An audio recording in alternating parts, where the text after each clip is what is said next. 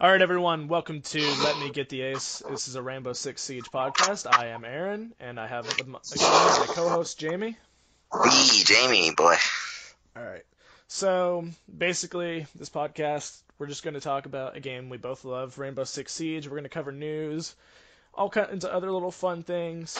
Um, Today we're going to be talking mostly about the new season, Wind Bastion, which will most likely be released next month around December 4th or 5th. Of course, we have the full reveal here in a couple days on the 18th. We're going to be doing an episode covering that probably later this month. After that, we'll get a schedule figured out eventually, but forgive us if we're a little bit awkward or if we stumble over our words a little bit. This is my first time seriously recording a podcast. This is, I assume, your first time recording a podcast, Jamie? Yes, but not first time recording at all. So I've got a little bit of experience, not too much. I've also dabbled a little bit in streaming, but that's just mostly me messing around with a couple friends. Speaking of streams, look forward to a couple Rainbow Six Siege streams in the future on the YouTube channel. We will also be hosting our audio somewhere. I have not figured that out yet. I don't want to go with the SoundCloud route because SoundCloud is just not my thing, and you can only host up to 3 hours for free, and I don't know. I'm just not a SoundCloud guy, but we will figure out something. I might set up a Bandcamp even for us to host our podcast on, because you don't see podcasts on Bandcamp enough, which is kind of sad. It'd be a What's really good Bandcamp like? Music Bandcamp related? Bandcamp is like music related, and that's where I post my music. But yeah, it's kind of like SoundCloud, but it has a much cleaner format. But enough about that. Let's get into some Rainbow Six Siege news. First up, we're going to talk about the whole censorship debacle that's been going on. As a lot of you guys probably know already, it's been a really big deal in the community.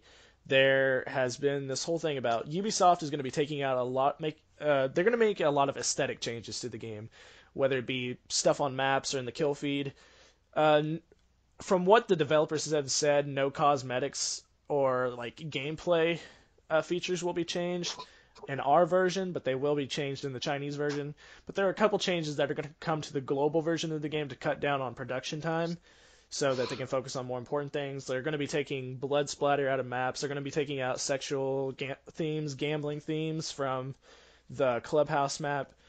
Let's just talk about this. What are your thoughts on this, like right now? Because I want to hear what Um, you have to say. well, this is an Well, okay, so let's talk about rating first, I guess. Because this is an M-rated game. We're all adults. Well, mostly adults, the people that play this. So I don't think it's it's a rating perspective. I saw a couple videos on it. I think I've seen Zen talk about it as well. They all pretty much just mentioned that this is because of the Chinese government. They don't allow for anything that's sexually suggestive or too overly sexually suggestive. They don't really like or rather, they don't allow like glorifying death basically. So that's why they're taking out skulls and blood splatter. Among other things, they don't allow anything that threatens the Chinese government itself. No gambling, that sort of thing. So because Ubisoft is trying to partner up with China specifically, I know they say Asian territories, but we all know it's China. They're trying to make it more not just appealing, but fall in line more a little bit with their standards, which I'm not gonna say it's a bad thing, but it's not an amazing thing since the community is not really liking it. So as far as ratings go, that's not the reason why. It's not like they're just gonna suddenly make it a teen game and then we have like very little blood, very little cursing or anything like that. Keep in mind, the developers have confirmed that when you shoot somebody, there will still be blood splatter in the American version of the game. So that's not going to change, which I'm very happy Exactly. about. That was something I was scared of when they said they were taking blood out of maps and stuff like this, but this is only aesthetic things. This is not anything that's going to impact gameplay or stuff we've actually spent our money on, like cosmetics. Exactly. A lot of people were actually worried about since the Halloween update, the Halloween event itself. You know how Jaeger got this really cool looking skin where he's an actual skeleton. That People was were cool. worried about that. Yeah, it's pretty badass. I don't play Jaeger. but that's badass. I'm not even gonna lie about that. They're not gonna take that out. Nothing that's already implemented in the game, cosmetics wise, is gonna be taken out. So that's safe. That is safe. It's just they're gonna make everything a little bit more in line for China. Um, Basically just to broaden their spectrum of players. So they really want everybody, as much people as possible, to play the game. And like you said, it's to streamline production, make everything a little bit faster. If they have more people working on the game, stuff can come out faster.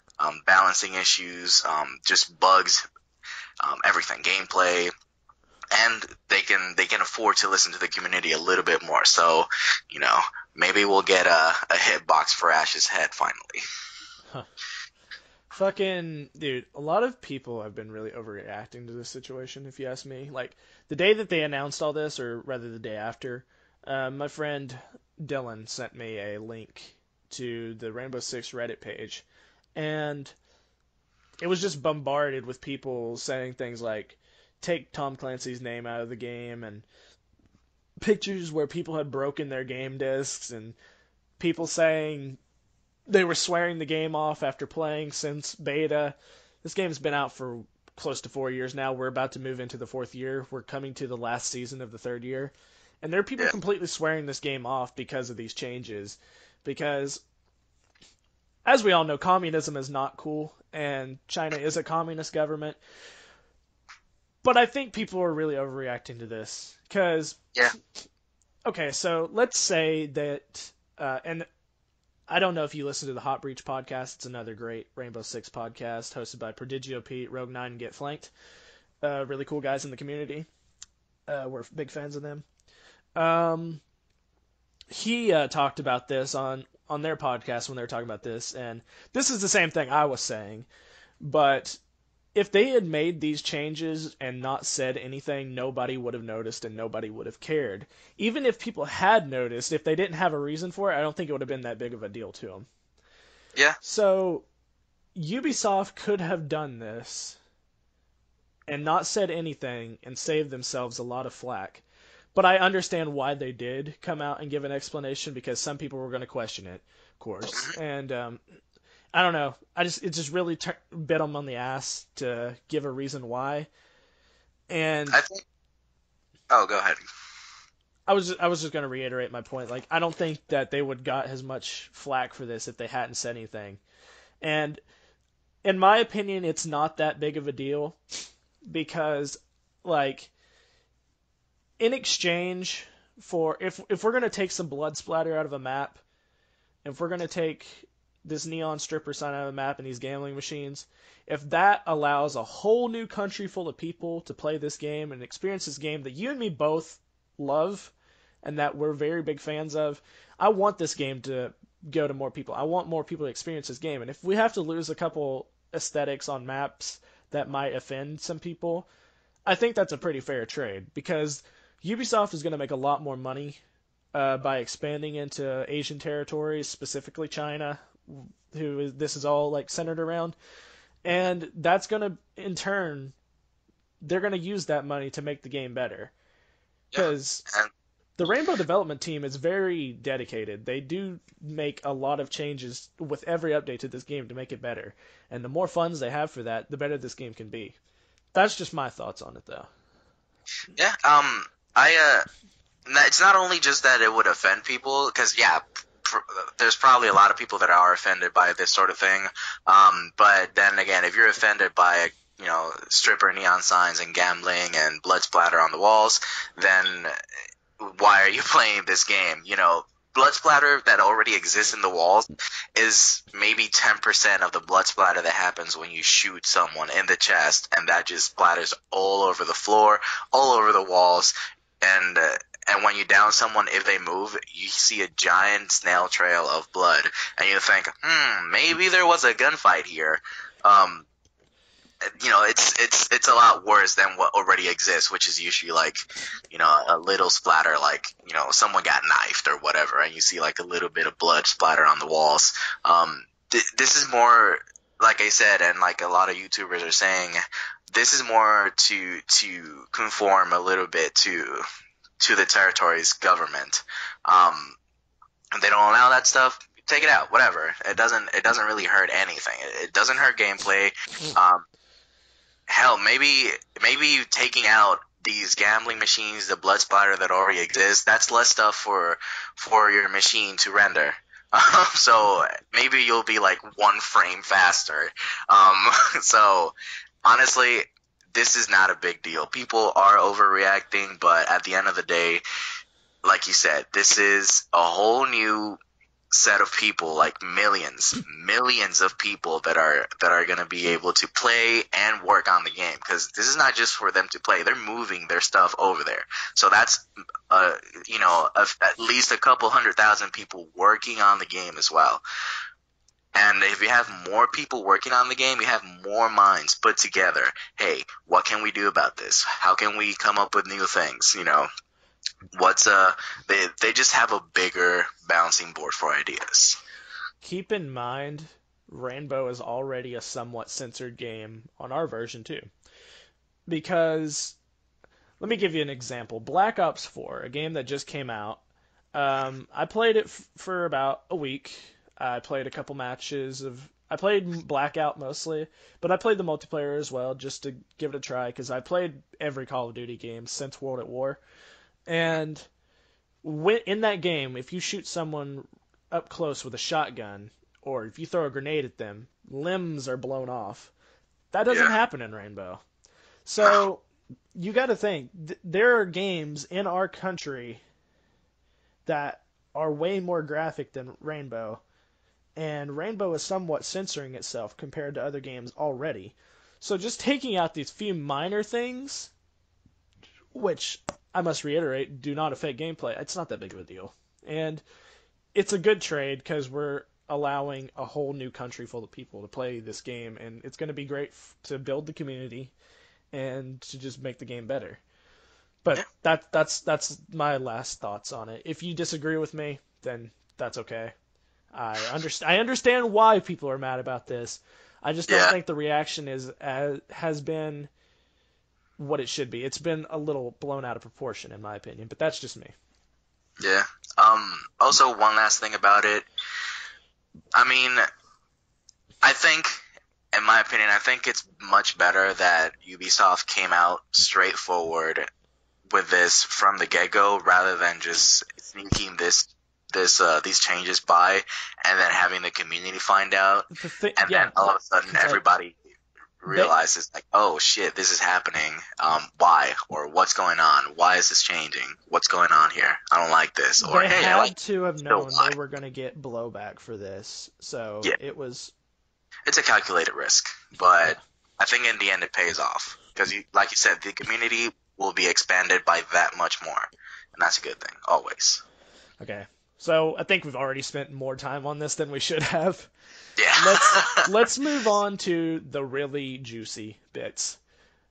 New map, Fortress. Stuff. What do you think? Amazing. I've seen only the map trailer, which is what everybody has seen, but just from the map trailer itself, it looks amazing. I like the color palette. Yeah, it's a bit border-esque, but I like the color palette on border as well. The beiges, the browns, the it's really light.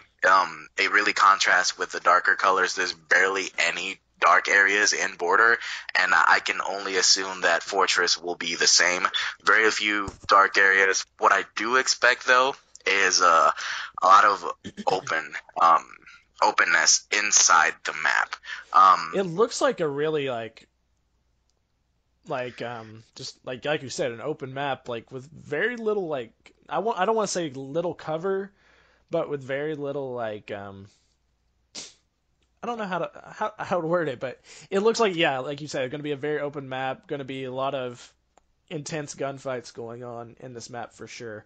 I'm really Especially with the excited roof to see. patches. Yeah, I'm really excited to see what kind of strategies and plays people come up with on this map, as I am with every new map that comes to the game, because as a community, we have to just kind of figure things out on our own and make up our own strategies and stuff, and I think it's going to be really fun. Like you said, it reminds me a lot of Border in a way, but I think it's like one of the prettier maps we've seen. recently? At least with Like, the outside and the few bits that we got of the inside on the trailer, it does. It looks absolutely beautiful. I love it. I just and then the description of it, I love the description. It's so detailed and at the same time it's so vague that you're just left wondering what am I gonna find? What exactly am I gonna find when I jump in? I hope the first match I play on this map is as a defender, so that I just take in the map itself, especially from the inside. I don't care as much from the outside, even though it looks amazing. I just want to look at the inside. What's this gonna look like? I've never seen Moroccan structures, so I want to see what kind of architecture they have. How it looks, what kind of art pieces are inside, all of that. It's just it's exciting. from what they said in the developer blog, this is heavily based on actual Moroccan Casbahs too. So they did take inspiration from real life structures, which I think is really cool, and that's a big plus. And it worries me just a little bit because Tower, as we all know, is not a very good map, but that map is completely based on an actual building in Korea, and that probably is a big reason why it didn't turn out so well, is because they were too close to real life with it. But I'm hoping they don't make the same mistake here again. And the last map we got since Tower was Villa. Let's see. Well, we got Yes, Villa, and we also got the reworked yeah, we got the Hereford River base. Hereford, and those are both really well designed maps. And I don't think they're going to make the same mistake they made with Tower. Supposedly, there's going to be a lot of rooftop access on Fortress, so I'm worried about defender runouts happening a lot up there. Kinda. Uh, I don't know. Like I said, I don't know what Moroccan Casbahs look like. So I have no idea whether or not what I'm about to say has any bearing on this. But I don't think defenders will be able to get up there. And if they can, it's probably going to be like one or two entry points up to the roof. I think this is going to be more in the advantage of the attackers. I think if we look at coastline, we may have a little bit of a fish in a barrel situation. You know how in the center of coastline there's this giant gaping hole Yeah. where you can look into two of the Almost. hallways. Yeah, you can look into two of the hallways, and you can look into a couple rooms. Exactly. So I think that's more of what we're going to be looking at. So a lot of heads on swivels for that. Um, I think this is going to be an attacker advantage because the attackers rarely ever have the advantage in any map at all. Maybe Favela, maybe if you're good. Chalet, maybe. Definitely Oregon if you know what you're doing. But otherwise, defenders always have the advantage, and I think this would be a nice turnaround. Obviously, we only know what we've seen in the trailer, and I'm really looking forward to seeing in the reveal the full map and what it's going to be like. But one of the cool things we do know about, and this will segue into our next segment, this map is the first map in the game to be connected to both of the operators we're going to be getting. Namely, our defender, Kaid, or Kaid. I'm not sure how it's pronounced. I've seen it pronounced both ways. Since it's a Moroccan title, I'm going to go ahead and say Kaid for now, because I think that's how it's pronounced. I could be wrong. We'll see in the reveal. What are your thoughts on this dude? So when I saw the first teaser picture that actually featured both of them, Nomad and Kaid, I thought, wow, he looks awesome. Like he looks amazing. He looks like Maestro. He looks like Maestro cut down on the meatballs and actually gained some experience over time. So he definitely looks like at least a 2-speed. He's just starting out the diet, don't worry. We'll get there. But all jokes aside, he looks like his description says. He looks like he's experienced. He knows what he's doing. And his gadget, it just looks like it's gonna be a pain in the ass, especially for Maverick. I don't want to say it's a direct counter to Maverick, but it's the closest thing we have to that so far. Yes, at least it'll keep Mavericks guessing, like, oh, it's not going to be at the very bottom, so maybe in this corner, or maybe smack dab in the middle of the reinforcement. I don't know. And as Maverick is wasting time, maybe we could run out, or maybe we could flank, or we could just worry about other people. Or Mavericks will just don't care and they'll do a little line at the bottom and shoot your feet out. You don't know. But back to Kaid. His gadget itself, I think it's interesting. It looks like a mixture of like Ella and Bandit, where you can stick it pretty much anywhere on a reinforced surface, a wall, and like the trailer itself, showed it. Its main use will probably just be to put it on hatches. So you'll see people putting it either in the middle of the reinforcement or on the corners. We don't know yet what the meta is going to tell us to do, but I'm thinking probably somewhere off center, not quite in the middle, but not quite at the edges either. Um, it's going to be difficult to counter without a Thatcher, which is good news. Thatcher's coming back to the meta. Um, It's been gone for a while. yeah, like I am a self-proclaimed Thatcher main, but because Thatcher has been rendered mostly useful, I've been using other operators, um, Finka, Sledge. Actually, lately Fuse. I've been coming back to Fuse a lot. You actually started using Maverick recently too, I've noticed. Yes, I've been using Maverick a little bit. He's a good operator. But other than that, I think Kaid is just going to be a game changer overall. His gadget looks simplistic, but all gadgets are really simple. It's just how you know twist it and put your own spin on it. That's what's gonna make things a little bit more interesting for the defenders. What about you? You remember the other day I was in our group chat coming up with strategies for how I'd be able to use him.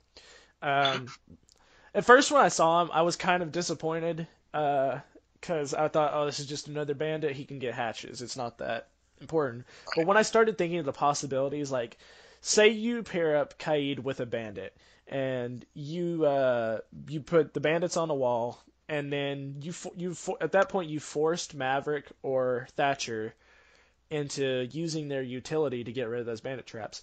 Soon as they're gone, you just throw up your Kaid, and then they're like, figure that out. Where the fuck is this one? So you can.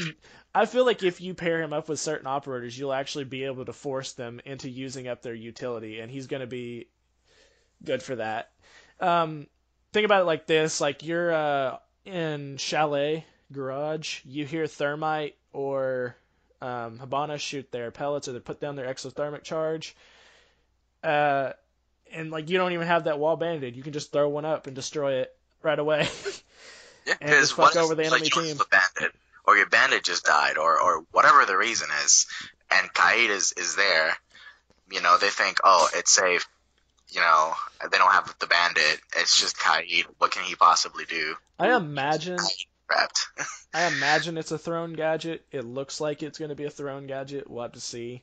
But I'm just thinking if it is, there's so many like just quick think situations where you could use it and you could completely save a wall. I feel like Kaid is going to make it so much harder on hard breachers in the game, dude. Like I think you're going to see a lot of those Habana, Thermite, Maverick mains switching over to other operators and trying to do Or new strategies. Like, because when you play a Chalet Garage, the meta is you blow open that garage door and you push room.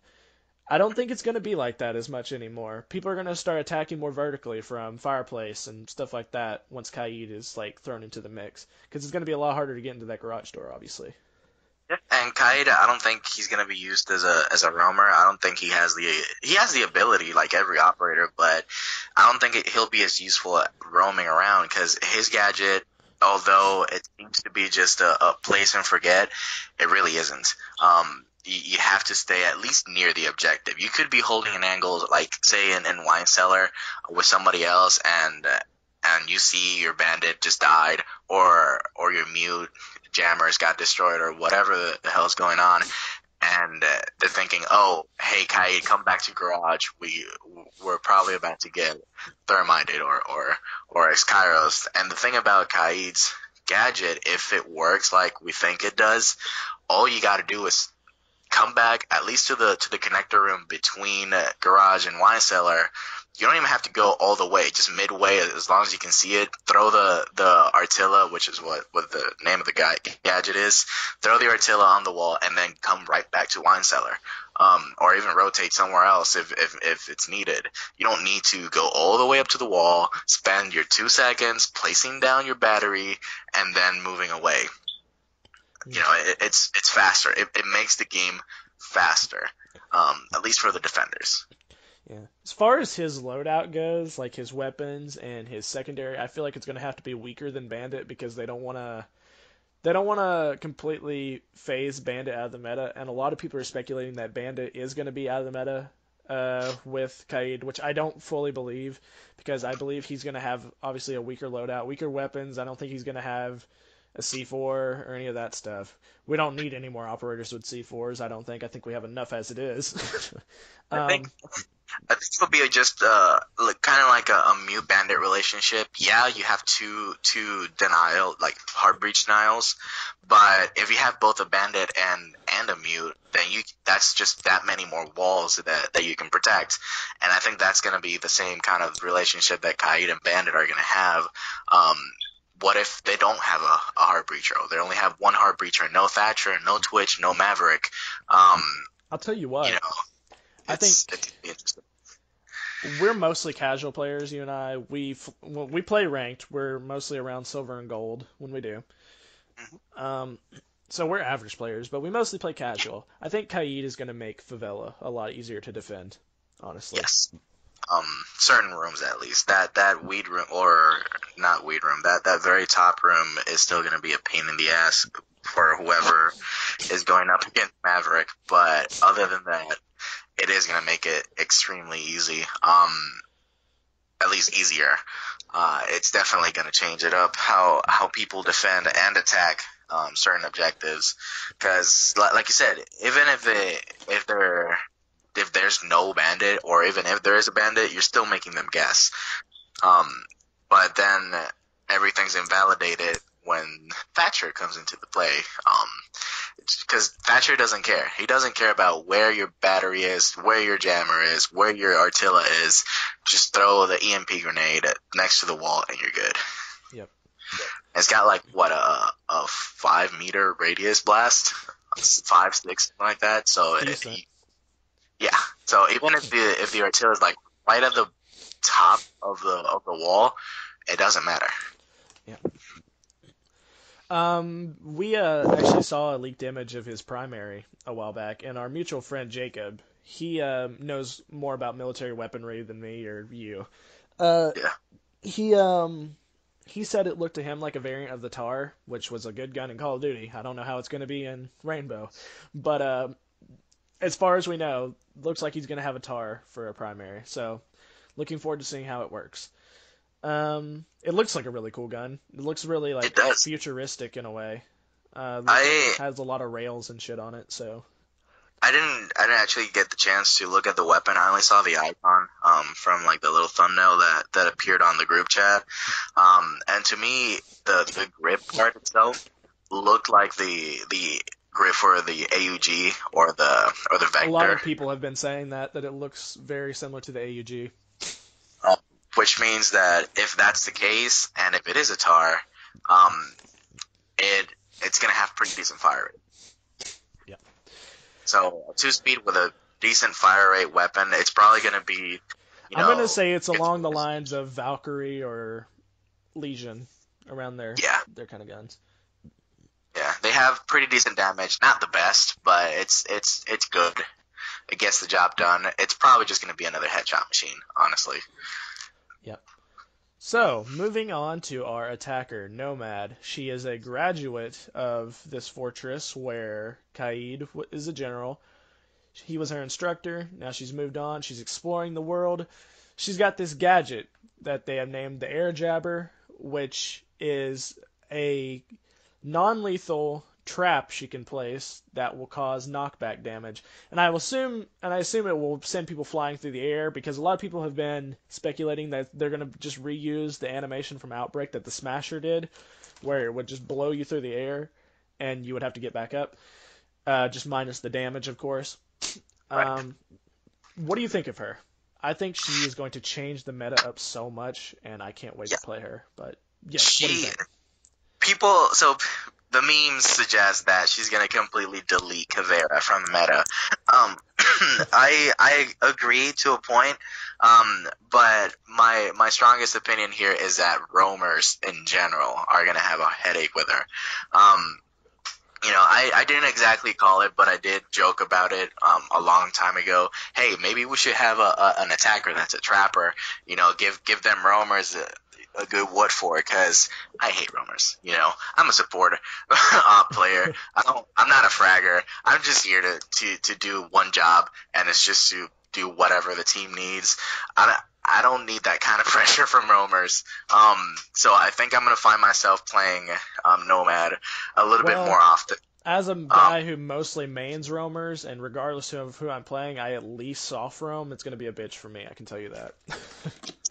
because I mean, all you got to do is Nomad. She looks like she could be a fragger. She looks like she might be a 3-speed. So, that's definitely an issue we're gonna have. But other than that, all you got to do is walk into a room, set a few traps, or just one behind you, or like on a doorway that you're kind of scared of, and then keep moving.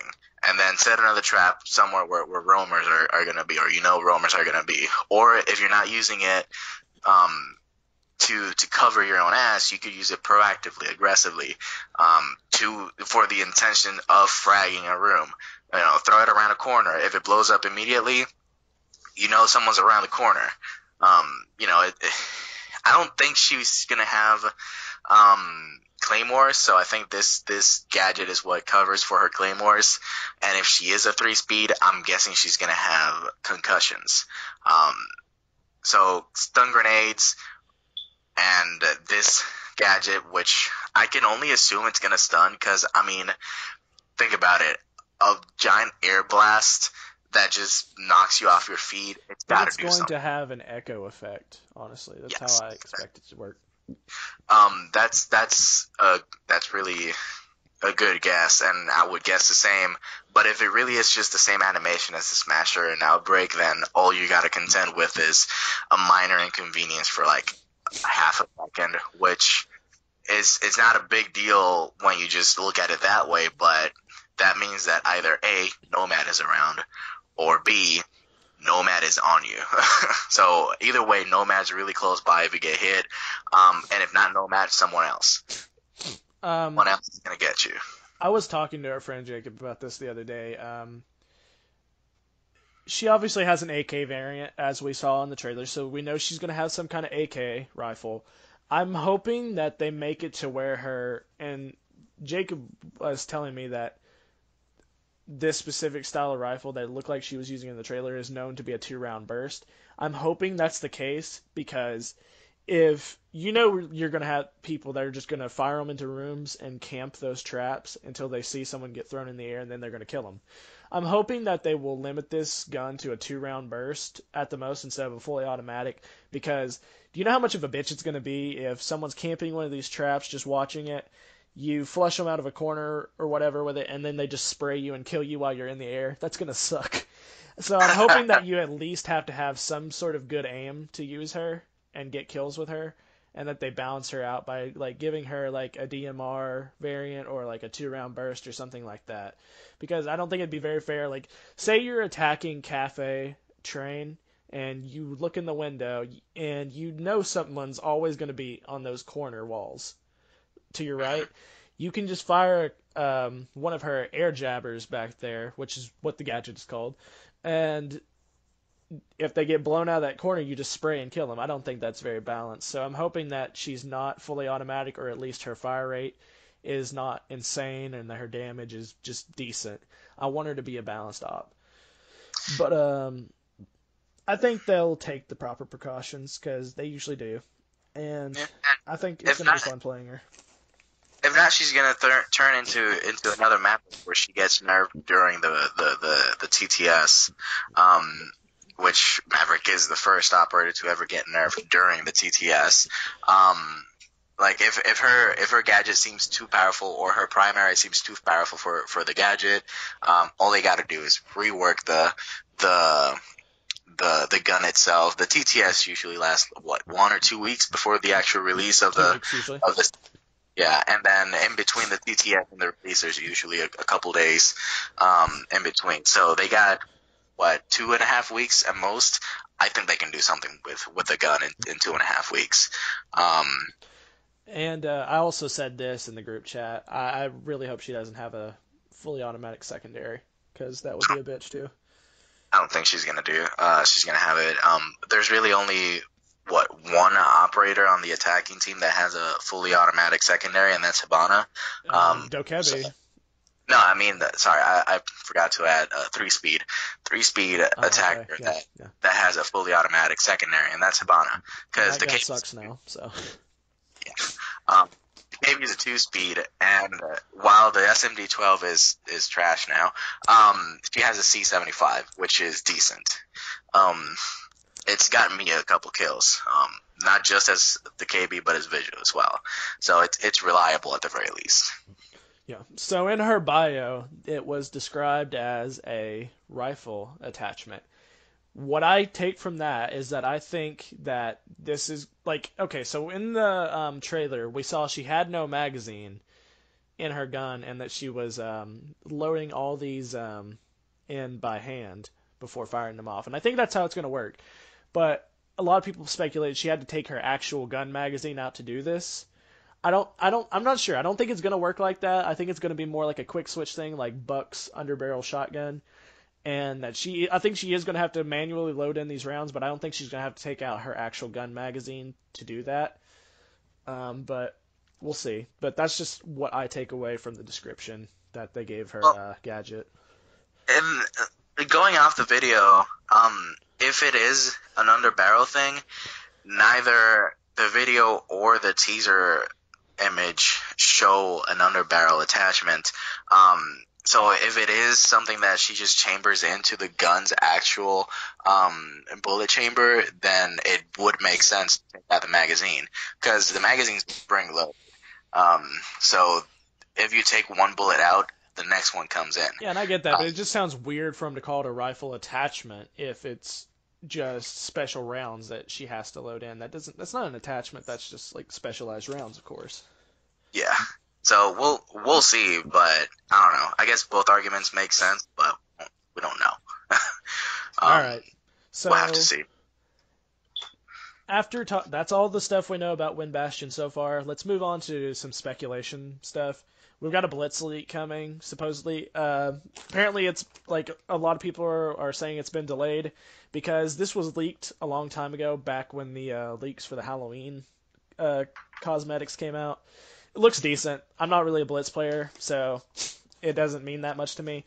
But yeah, that's just something that's coming. Um, Not much to say about it, really. It's just, hey, Blitz elite. Let me Panzer Tark. Okay. Oh, that looks pretty cool, actually. I like it. I'm like you said, I don't even play Blitz, but I like how the front just looks like they just grabbed like 3 headlights from Jeeps and stuck them on the shield. It's no longer flashes. It's just the high beams, guys. I don't know. Blitz is coming. I don't know why this is, but it seems like all the elites keep a older like style to them. Like the elites are always like usually based in World War II or World War One, Vietnam, stuff like that. The 60s, like you have like for Thermite, you have like a 1960s FBI uniform. It seems like they always Well, keep a theme with it. so I think it's because since Rainbow Six, I think the world itself of the Rainbow games is a bit into the future. So you see all these gadgets that are really futuristic, that we're never going to see probably like in another 10, 20 years. I wouldn't say they're too futuristic. I'd say a lot. Like, the most futuristic gadget I'd say we have in the game right now would probably be Lion's gadget. I And, think, yeah, but Lion, Echo, well, Vigil. Vigil is kind of out there, too. That's. yeah. But like you see all these gadgets that are really futuristic, and the operators themselves, they seem to. I mean, look at fuses. The fuse, I don't understand how that shit works. To be honest, It's a casing that, like, sends out multiple small grenades into a room. That's pretty much all it is. right? But I don't know. I guess we're not meant to understand the mechanism or whatever. But I don't know. Anyways, we have this kind of futuristic look into the game. So why not bring it back to the old school with the elite skins? That makes sense. I mean, hell, I think the only like non, really old timey elite skin would be Frost. She doesn't look old timey. She just looks like a badass huntress. Yeah. Like that's one of the few, if not the only one, that just doesn't look like it's taken from decades in the past. Yeah. But there's not a lot to say about it. Blitz Elite looks decent. Sure. It's going to be cool, I guess. So I guess I'll actually enjoy something before getting rushed. Yeah. That's for a whole other conversation, though. So moving on, it was announced I'd say a few months ago that we were going to be getting a lot of op reworks in the future. Amongst those op reworks, Thatcher, Lion, Frost, Castle, Glaz, Tachanka, of course, who we all know really needs a rework, has needed it for a long time. He needed his punch. I don't give a fuck about the Lord Tachanka meme. It can die. I'd just make him a viable operator, please. Yeah. I'm hoping that we start to see results of some of these reworks coming up in Wind Bastion, because they obviously haven't announced that any of the reworks are going to be happening in Wind Bastion, but they've been talking about like little different things that they might be doing with operators. The only one we've gotten really full details on is Lion, how they were going to rework him, and I feel like he is going to take priority, because if you watch Pro League, he is banned in every single Pro League game nowadays, because in Pro League hands, he is way too powerful. And most of the changes they make to this game are based on what the Pro League players say, because these guys, like us, are really avid fans of the games. The only difference is they're a lot better and they know more about the game than we do. Yeah. So I think Lion is going to take priority in the reworks, and I'm hoping that we start to see results with some of these reworks in Wind Bastion. Yeah, and I actually I appreciate the way that they're gonna rework Line. It supposedly what they're gonna do is, instead of being like a full outline in real time, it's just gonna be like a Jackal style thing. Which where I'd take that. That works. That's fine yeah, to me. that's amazing. Like, sure, you just have a real time Jackal. That's really all it is. But it's much better balance wise to have that than just a full outline of the operator himself. Yeah, it's funny to see someone messing with you behind a reinforced wall, moving around, teabagging, whatever. But it's not practical. It's not practical balance wise to see a full outline. That's just straight up cheating. Lion was very good when he came out. He's not that great in an average player's hands today. Of course, he's very effective in Pro League, like we talked about. And I mained him when he came out. I'm pretty sure he's still in my top 5 because of how many kills I got off of his scanner. And it's kind of garbage. So I'm glad they're reworking him. He is he's not a very useful operator, like I said, in average hands, but I would like for him to be viable again, but at the same time be balanced. So I'm glad that they're going to fix him. Honestly, when Lion first came out, and this is the last I'm gonna say on him, when Lion came out, I thought that his scan would be very akin to Caveris pinging, where you just see the operator icon moving around, and that would have made a lot of sense, and that would be very balanced. Um, but like, what, an outline? That's ridiculous. Um, even Pulse, the original wall hack, doesn't have that much information. You just get a little bit of a dot next to a wall. Yeah. So Frost, Castle, Glaz, Thatcher, and Tachanka all looking at reworks. I wonder how Thatcher's gonna get That's reworked. like I don't understand what they could change on Thatcher, honestly, unless they could set it to where he only disables gadgets for a short time. Like I don't think that would be very balanced in my opinion. I think that would be that would really underpower Thatcher a lot. Yeah, Um, but I don't know how they're going to do that. As far as Frost goes, I think they're going to make it to where either the frost mats are bigger and easier to see, or they're going to make it to where you can get yourself out of a frost mat. Those are the two things I see happening with her. yeah, and Um, I don't think that would be a rework. I think that would just have to be a patch. So you got to think maybe they're gonna also rework their weapons, maybe how they're gonna work, or their damage output, their fire rate, something. Because a full rework, I think, should also include weapons. Um, I'm not saying change them completely, but maybe the weapons are Frost more loadout is expensive. very underpowered, if you ask me. It's not very effective. Her shotgun is virtually useless in the meta currently, Even and with the a fire buff. rate on her SMG is just It's you'll garbage. lose a lot of gunfights if you're Like, if you're relying purely on her gun. Unless you get a headshot like right out the gate, you're going to lose most gunfights. you're gonna need like a one of them dirty angles with her gun just to have a chance. And even that, if you have bad aim, whoever's on the other end of the barrel, they're just gonna whip around, headshot you, and keep moving.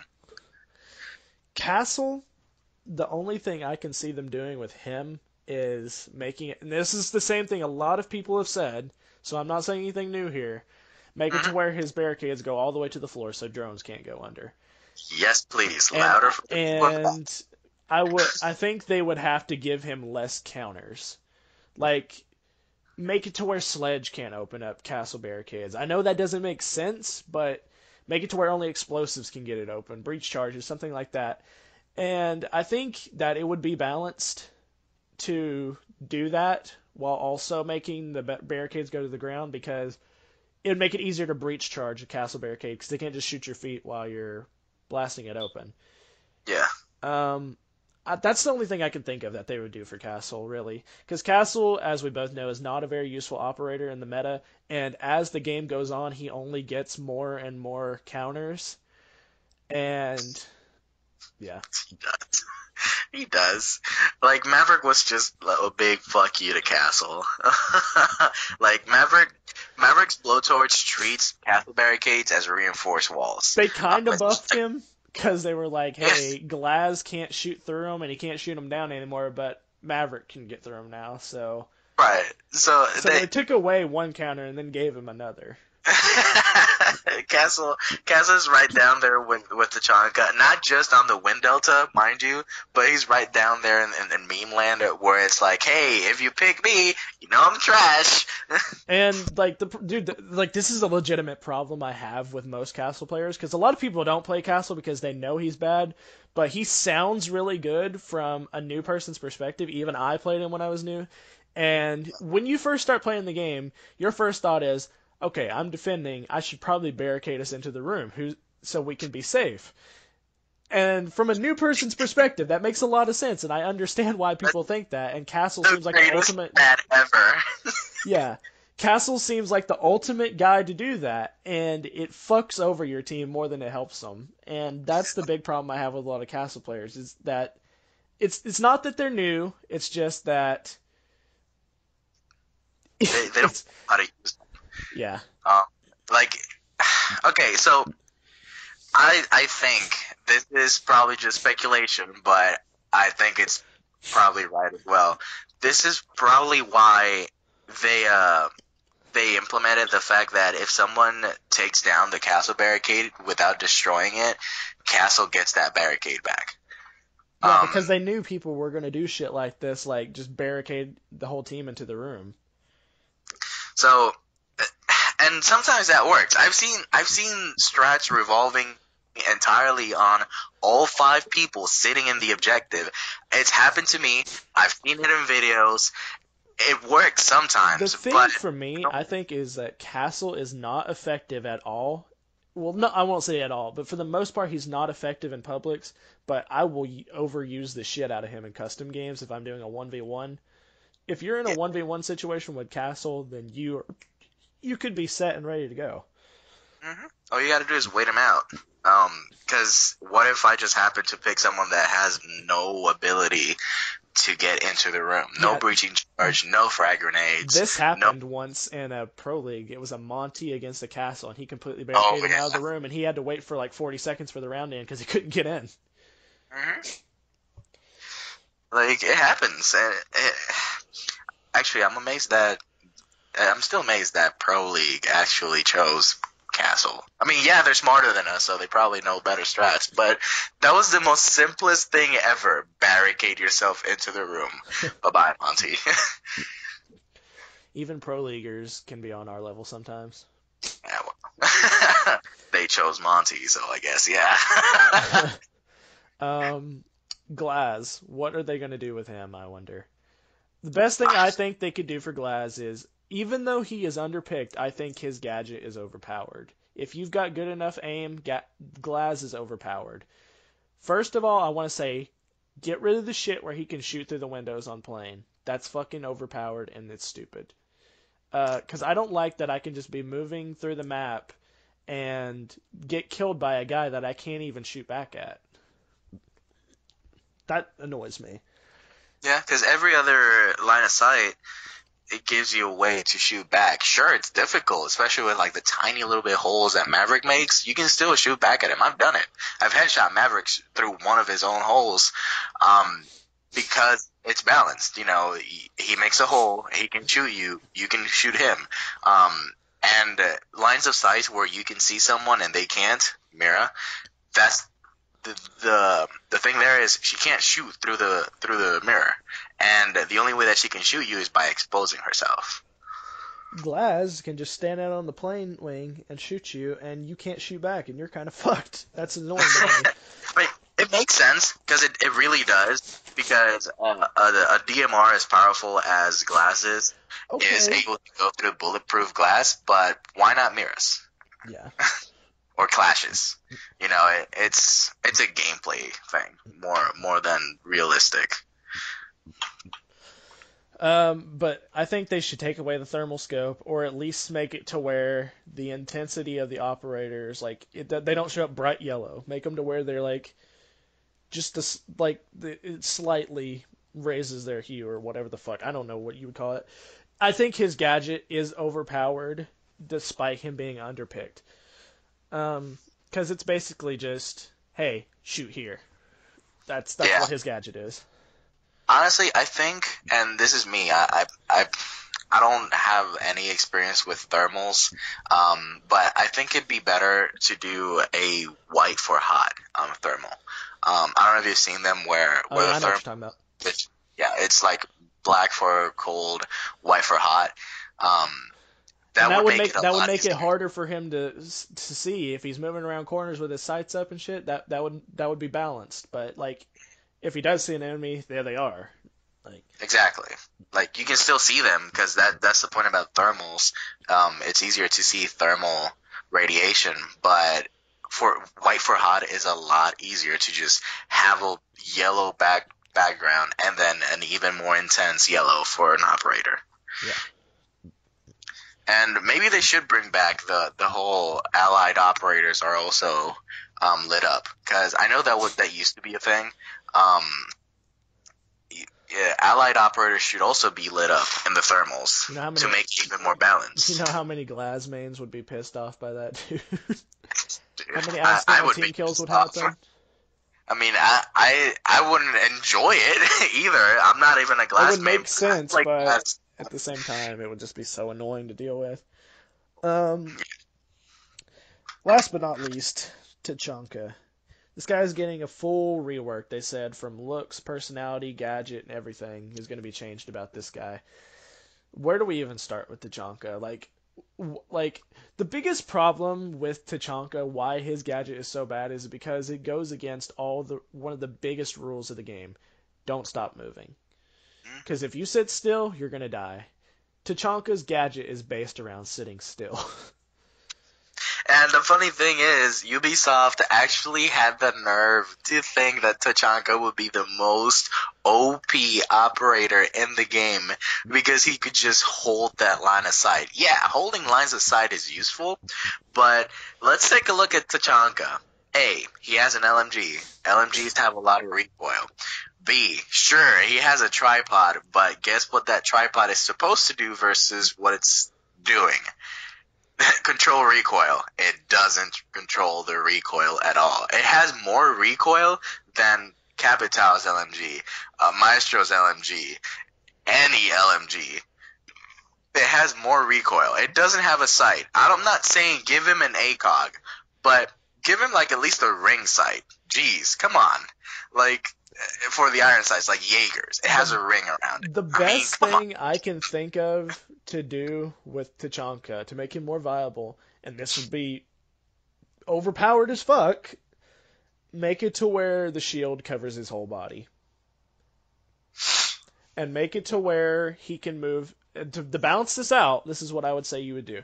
Make it to where the turret can go 360. So if he turns around, you can shoot him in the back. But oh, you mean like his operator video? No.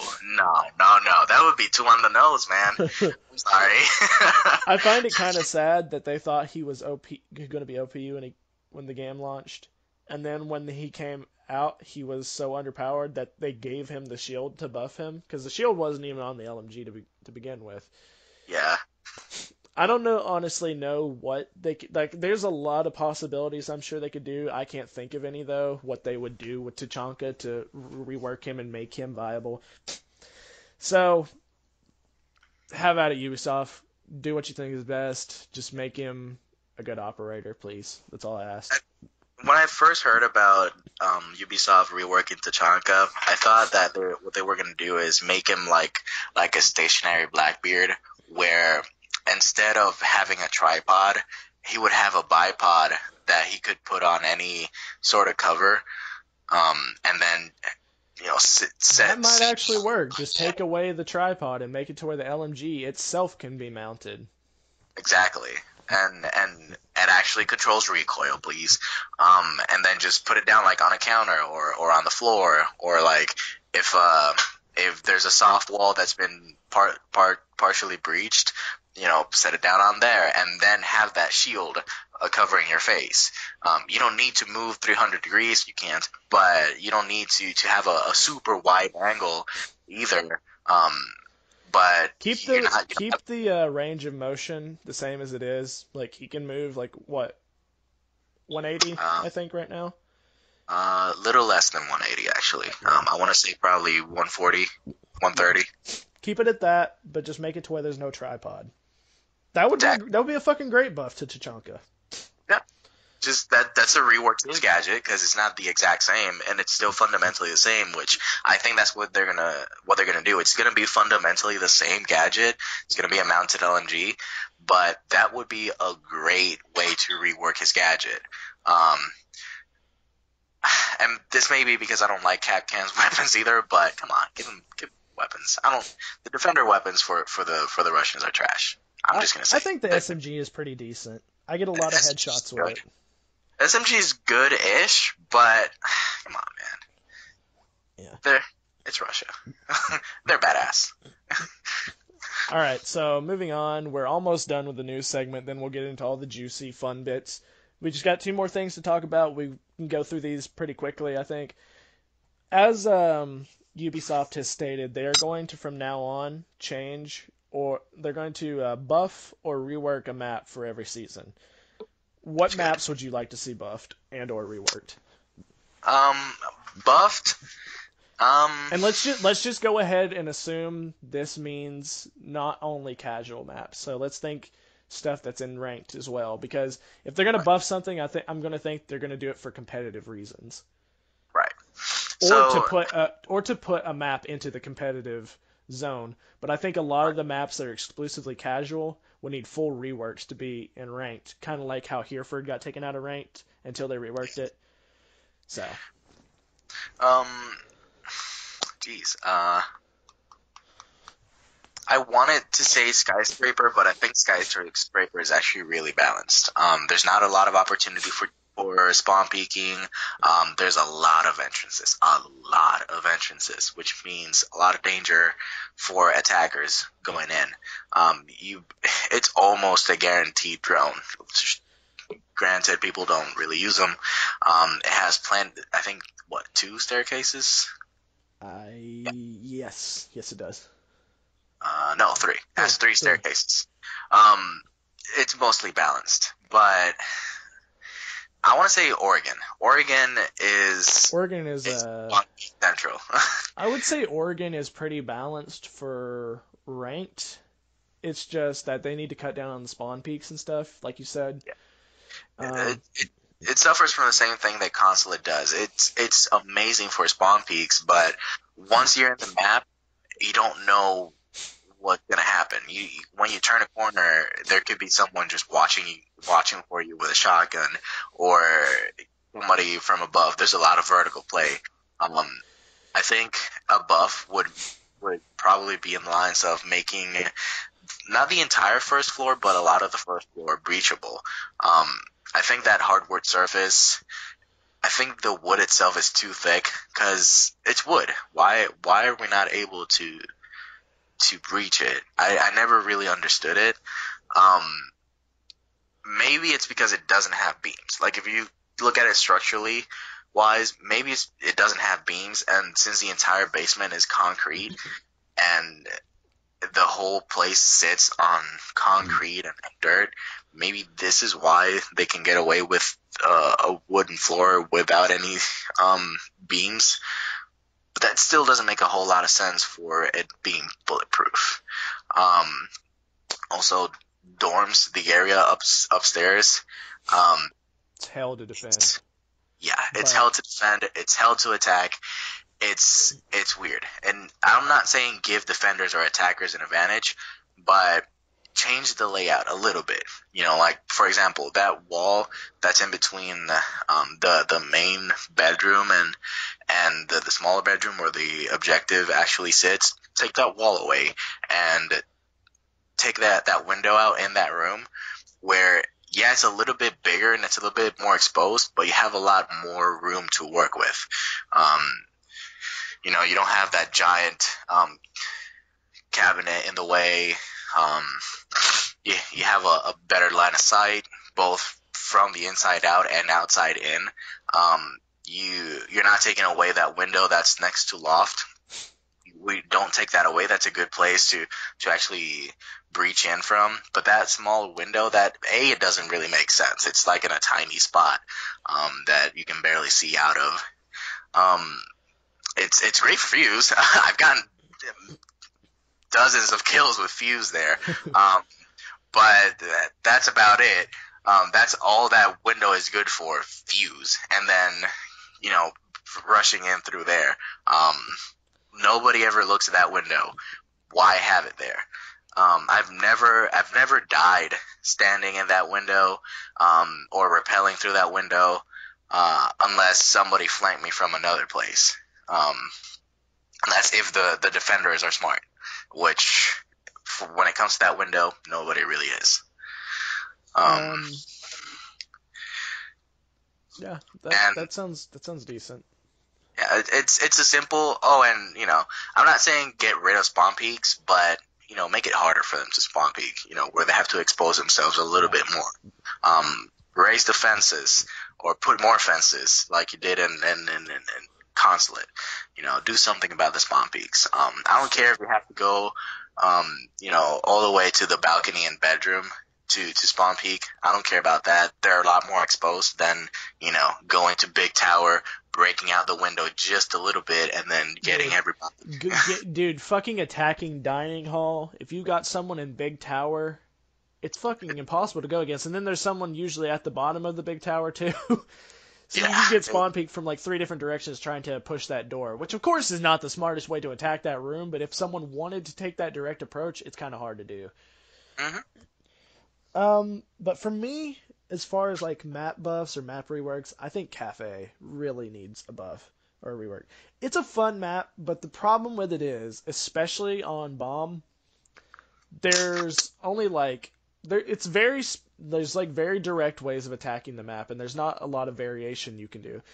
When you're attacking Cigar, um, whether it be on or Cocktail Lounge, whatever the fuck it's called, um, when you're attacking that on Bomb or Secure, you blow the hatch open over by Cigar Room, you go on Skylight at Bar, you fucking eventually get into the building, you attack windows on Cigar Lounge.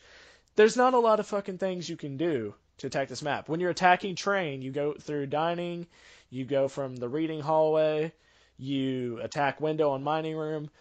Like, there's not enough creativity in the map. That's my problem with it. It's way too direct, and there needs to be a lot of shit changed. That staircase in the middle of the fucking map, if there was some way they could rework the map and extend that staircase all the way up to the top floor to make for more rotations, I think that would help things out a lot.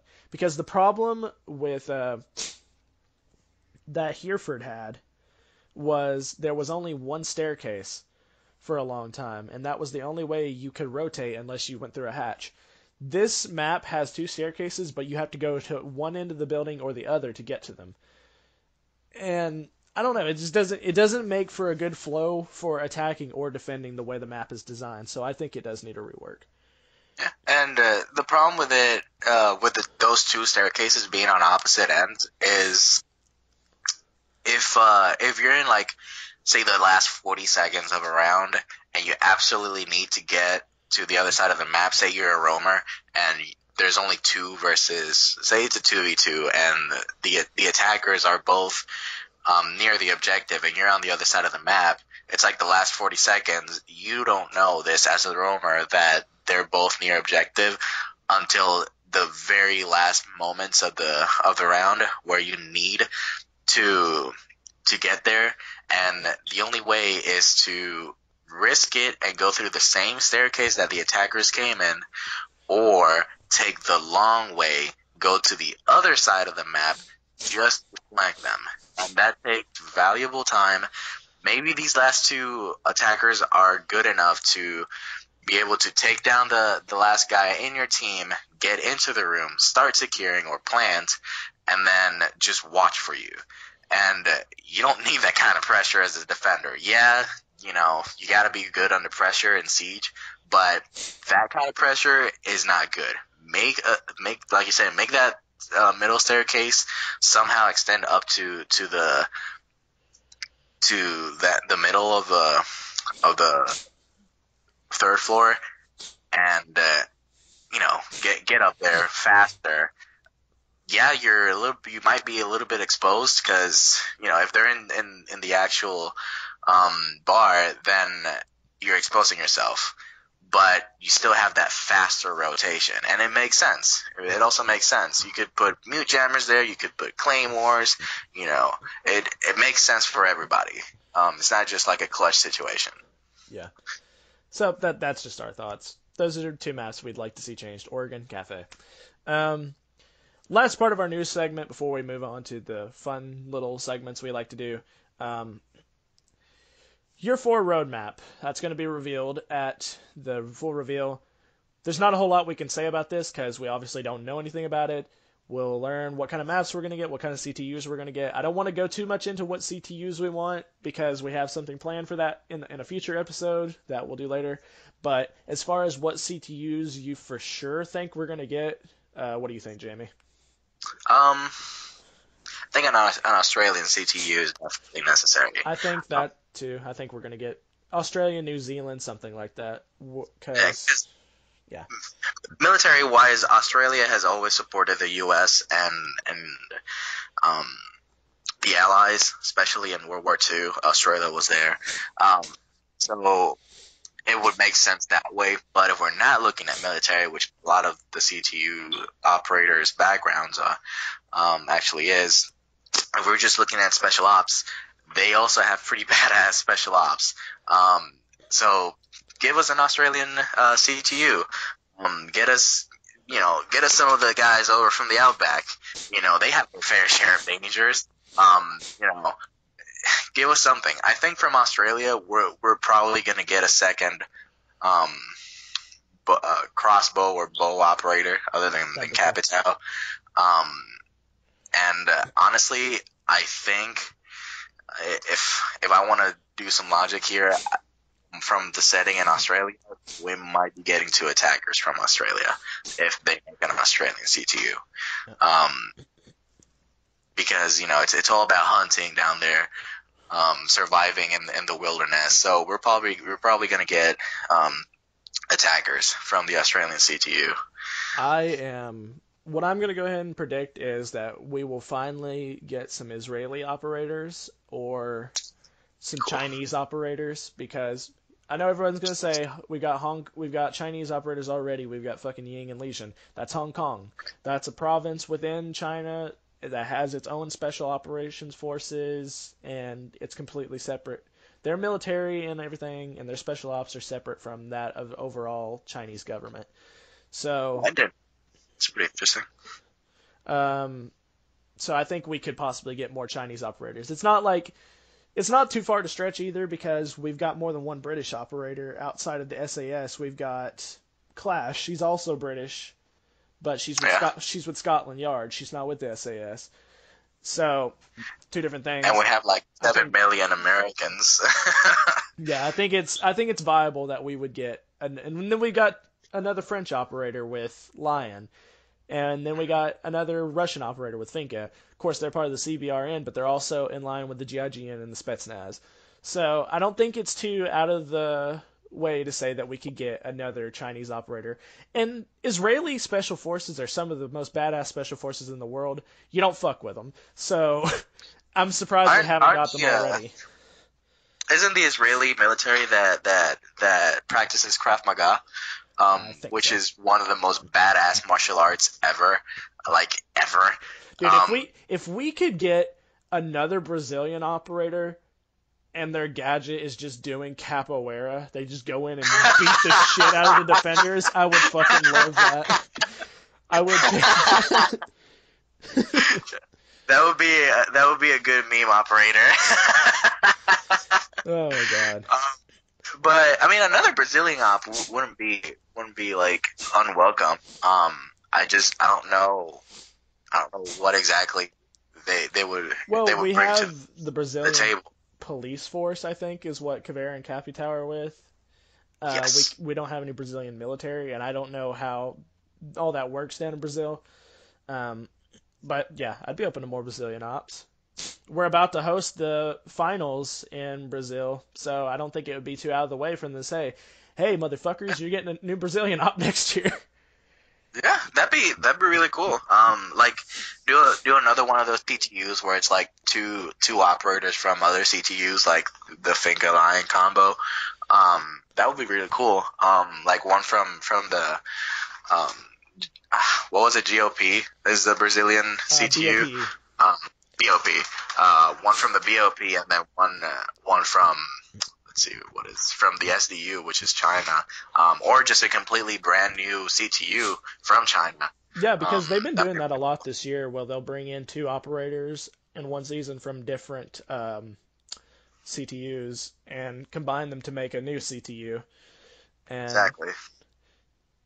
yeah, well, that is the end of our news segment. We are going to take a break really quick. I need to use the bathroom. I need to get a drink. We'll come back and we'll get into the juicy stuff, and we'll see you guys in just a second. All right, guys, we are back. We are. Let me get the ace. I'm Aaron. I'm not Jamie. This is Jamie. I am Aaron. I have our taken over our your fucking soul. break just ended, and I'm already fucking up as soon as I get back. Anyways, welcome back. Our break is over. Let's continue on with the episode. We're gonna do some fun little segments here, starting off with our operator spotlight. What we will do in the operator spotlight is every episode we will pick an operator and just talk about it for like 10 or 15 minutes. Say what we think about them, give our opinions on like plays we've made with them, or whatever. Talk about their loadouts, their weapons, just all that little fun stuff that you do when you're playing with your friends. I like this operator because he does this, he does that. I'm talking too much, so let's just get into the operator spotlight. Who are we talking about today, Jamie? We're talking about Rook. The man, the legend, Rook. Um, he's he's a cool op. I mean, yeah, he's underrated. A lot of people don't play him, but think about it. You have an operator that has good utility. He gives you extra HP, just if you will. Um, it's harder to take down anybody that has Rook armor. Doesn't matter if you're a 3 speed. Doesn't matter if you're a 3 armor. Anybody that has Rook armor is harder to take down, hands down. I think. Pretty. Oh, I'm sorry. Continue. Um, the only way to immediately kill an operator with Rook armor is with a headshot. That's it. That, of course, Gotta works get with a every headshot. operator except for Blackbeard. Um, but, Yeah. Actually, yes, that is a good point. Attackers can get Rook armor, but that's only for meme value. We all that's what I was have actually going to say. I think one of my favorite thing about Rook players is the guys that will go outside teabagging and sit the Rook armor down outside for the attackers, and then once they pick up their Rook armor, you just slay the whole attacking team.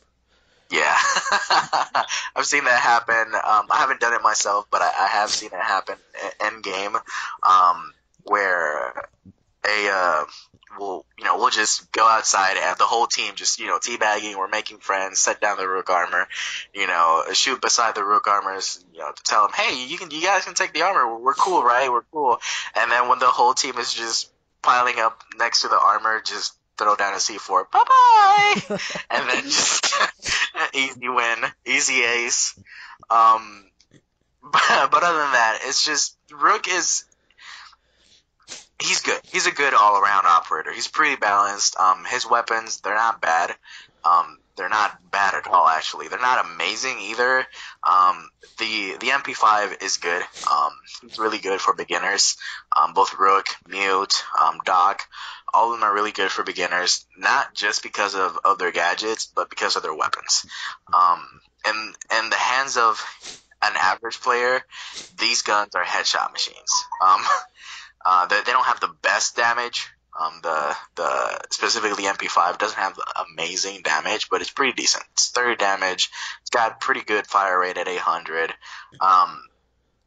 800 rounds per minute. It's a good all around weapon. It's pretty In my stable. opinion, the MP5 is the most balanced gun in the game. And I know a lot of people probably won't agree with me on that. They'll probably say there's a lot of other guns that are better than this. But as far as damage, fire rate, mag size, you've got good sights on it that balance out with the operators that are using it. You got ACOG on it. You can get fucking headshots with it pretty easily if you know how to aim. The recoil's decent. I think it's the most balanced gun in the game. It's one of my favorite guns. Yeah.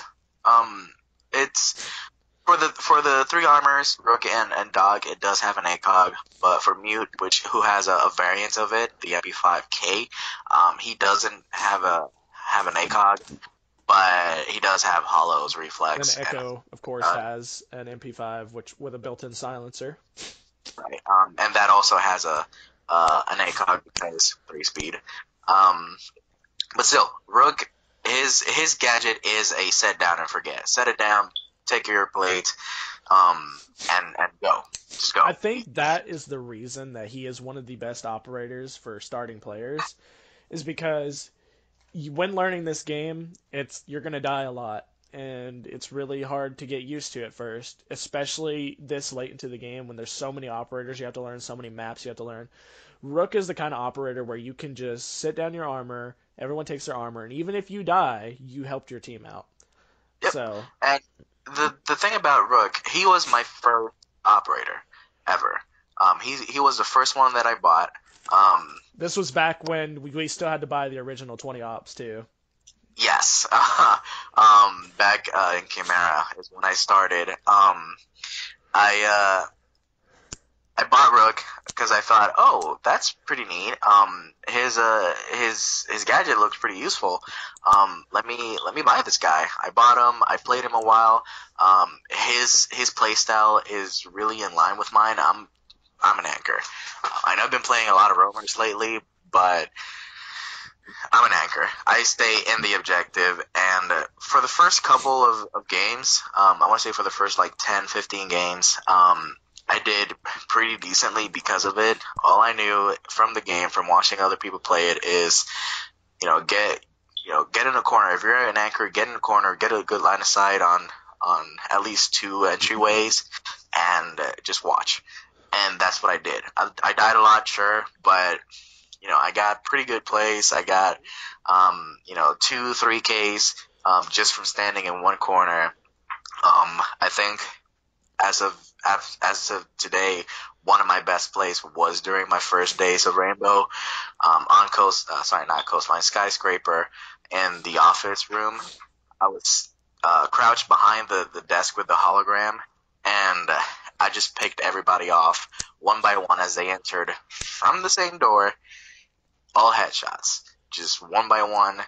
It was a 1v4, I think, 1v4, 1v3, and everybody just came in, rushing in through the same door, boop, headshot, boop, headshot, boop, headshot. And it's thanks to that gun that I got those headshots. I wasn't even using the ACOG. I didn't know the difference between ACOGs and hollows. I was using a red dot or a hollow, something like that, on the gun, and I just got them all. It's because Rook is so beginner friendly. I set down my armor. Everybody got their armor. Everybody died because they were bad. And I was just, I mean, I'm pretty sure everybody was just noobs at that point as well. Because it was like during the start of Chimera, and you know how every season there's like a free weekend. So that's when I was playing. So I was like myself with a bunch of noobs. I think everybody was just noobs in that game. So it was really hard for that round for the defending team. Everybody died except some of the attackers. I just sat there, took pot shots at everybody as they came running in. And it's because he's so beginner friendly. He's good for beginners.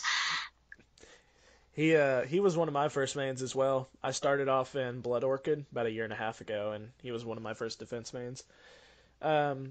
Rook especially works well with Doc, because if you have a team, so first off, they're both 3 armors, so that means they can take a couple extra bullets. And that's without the armor, let alone with the armor. They're dying.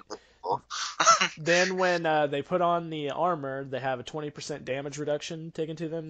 They're guaranteed down but not out unless they're shot in the head. And then you can add another extra 40 health on with Doc. You're a fucking killing machine at that point. You're an invincible killing machine. You just waltz into a room or out of the room, and if the enemy can't get headshots to save their lives, that's it. That you can get at least 2 kills before going down, probably, and that's if they're spread out. If they're all coming in from one direction, you could probably get an ace right there. Dude, I can't imagine a Rook Doc combo, how scary it was when they still had the Tachanka glitch where you can make everyone a 3-speed. Oh, jeez. That would have been awful. I don't have a lot to say about Rook personally, because like you're the Rook main here. I don't play Rook that much these days. He's a good op. He's well balanced. You're one of the only people I know that has the Rook Elite skin. Yes, and I've only gotten the actual animation outside of customs. I've gotten the animation once.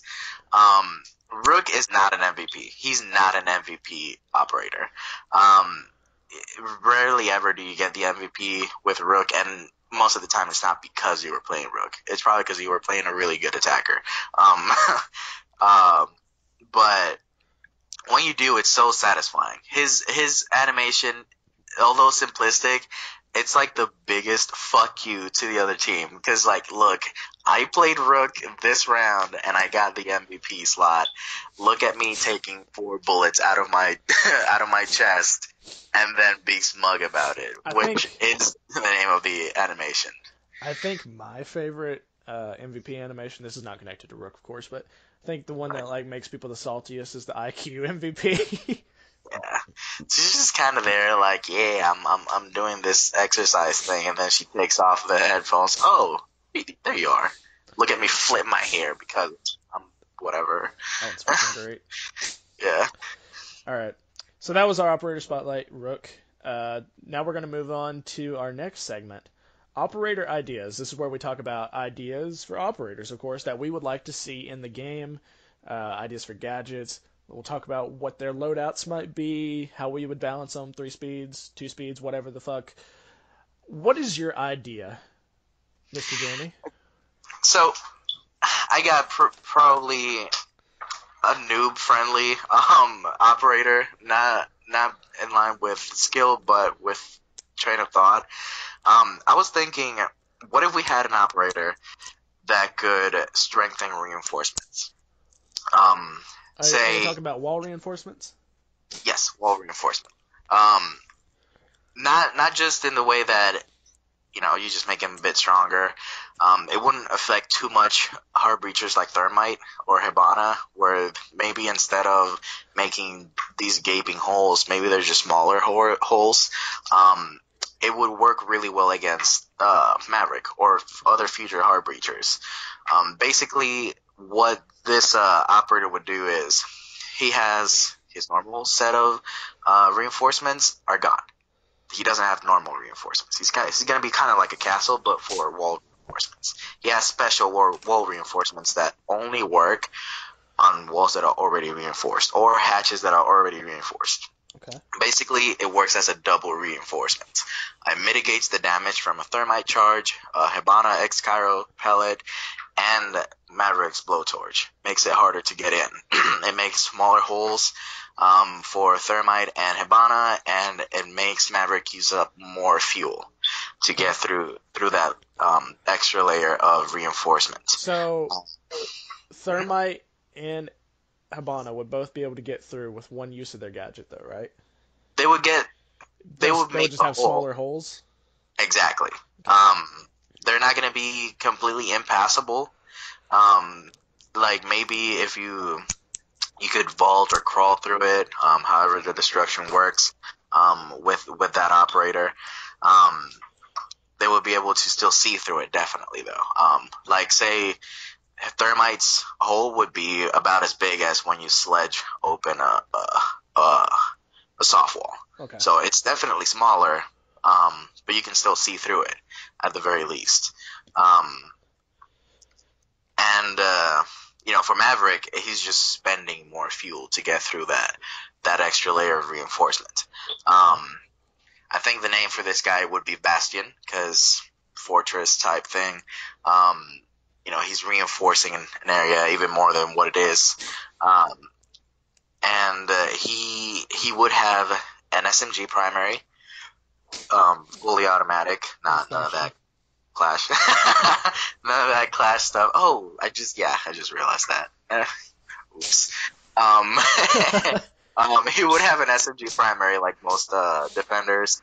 I think he would be a European operator, French, because the Maginot Line. That thing that Germany completely avoided, that. Like I said, SMGs for primaries, 2 SMGs actually. One maybe not an MP5, but more like a different one. I'm not sure. I probably should have done a lot more research, but something more like Smokes. I know it's not. He's British, but something more like Smokes, where it doesn't have an ACOG, but it does have like a red dot or hollow, because he's going to be a 2-speed, kind of like Castle. He's going to be a 2-speed operator. 2 speed, 2 armor. He will not have impacts. He will, for me, he'd have a deployable shield and Barbed a wire? bulletproof camera. Oh, okay. Yes. Um, because he's a fortress kind of guy. He doesn't need destructibility. He's the complete opposite. He gathers information for you with the camera, and then just the deployable shield, As a just to support make op player, this makes sense for you. yeah. He makes it harder for the attacking team to get into that room. You will do everything that you can to Dude, deny or slow down the this attackers. guy mixed with Kaid, Bandit, Mute. Jesus. Yeah, exactly. Like, I'm not just saying this. Oh, I just want more reinforced walls. No, this guy makes sense. Um, for secondaries, pistols. Um, maybe is it the GSH? No. What's the guys the French guys have that have the P9, and maybe not a revolver, maybe just another type of pistol. Um, like I was about to say P9. Maybe a Glock. We haven't seen Glocks in game. Okay. Um, like a G17, something like that, G18. Um, and for his primaries, I do want 2 submachine guns. Um, like a kind of P90 as well, or something good. Um, Oh, P90. and Okay. Gross. um, or maybe even a vector for a primary, and then like something in the line of an MP5 for his other primary, and then if they want to add a shotgun, that would be cool. But I don't think a shotgun would be good for him, um, since he's a 2 speed. Um, I don't know. and then, Smoke can be pretty fucking deadly with a shotgun. yeah, but his shotgun is mostly for destructibility of walls, and then he has the SMG 11, or the pistol now that the SMG 11 has also been nerfed to the ground. Yeah. But Um, they did but recently buff it, and it's a little more viable. I've actually gotten a couple kills with it since they buffed it. But yeah, so that's your idea yes, a French for cool. operator, Bastion, double reinforcement. So I didn't really think too much about my guy outside of the gadget, so I might make up a couple things as I go along. But all right. So my guy, I don't know what I would name him, but he would have a self-detonated drone, and to balance him out, he would only have one of these. So you would have to use it very. You would have to be very careful with it during the droning phase. It would be slower than most drones, but it would be also be quieter. Unlike Twitch's drone, which is obviously quieter than other drones but faster, I would want it to be slower because it can obviously because it'd be a little bit overpowered if you just rushed it into the room at the beginning of droning phase and took like 40 health off of somebody. Yeah, I wanted to have less damage than the Capcan trap, so I wanted to do like 40 damage, and if they are low enough, like let's just say they're right at 40 HP, it will not kill. It will guarantee down but not out unless they are already downed. Then it will kill. Um, and that would be my gadget. I would give him an AR along the lines of the L80 that the SAS has. So Sledge and Thatcher. Something simple and balanced that's not too crazy out there. I would give him a secondary pistol. I don't know what CTU I'd put him with. I would say make him uh, make him a German. Why not? What I don't know what I can name him, but that's basically what my gadget would be. Of course, I didn't go into much detail with it because I didn't think about much outside of the gadget itself. But I think that would be a really cool gadget to have in the game. And you could use it to open up soft wall holes, like little small holes at the bottom of the soft wall or something like that. Or if you could time it right, you could jump up with it and open up a soft wall. oh, so the drone can jump. Well, yeah, it can jump because it would make it more viable that way for it to be able to jump. Or if you want to like maybe take out a deployable shield in front of a doorway or a maestro turret that's down low to the ground or up high on a wall, you can jump and explode that. So it could serve more purposes than just doing damage. You could take out like really important gadgets like deployable shields or um, you know, a maestro turret or a deployable camera, something like that. And it would be an explosive that can also take out ADSs, which would be really useful. Yeah, this is like the one explosive that couldn't be countered by an ADS because it's a drone. Right. But anyway, that's my idea for an operator, and he of Yes. course would be an attacker. Yeah. A good, pretty much the most direct counter for that would be a mute, um, since Yeah, it is a drone. Um, so he would so work that's well with a really good. Twitch. Yeah. Twitch or Thatcher would be really good to work with them. But I think mostly Twitch because they can just both get in there. Twitch can get rid of the mute jammer, and then whatever the name of this operator would be could just waltz in and take out whatever they needed to take out. I think I would call him Spark. That's the first thing that Spark. comes to mind. Okay, that makes sense. Yeah. Because Fuse is already taken. Spark or ripcord, something like that. Something explosives related. Yeah. So sadly, we are moving on to our last segment, but I think this is going to be the most fun segment. Until next episode, this is what we have left. We're going to do a top 5 segment, and I'm really looking forward to seeing your top 5, Jimmy. We're going to do one of these every episode. How we're going to do this is we're going to go back and forth. Here's my top 5, here's his, here's my top 4, here's his. Um, and this episode, we are going to be doing our top 5 best defenders. So, Jamie, start off. Give me your number 5. Okay. So my list is not in any particular order. So don't expect. And then at number 1, no. It's pretty simple. At number 1, I'm gonna start off 1 to 5. It is Mute. Mute is cool. Just from personality to his bio to his gadget to his guns, he's cool. Genius level.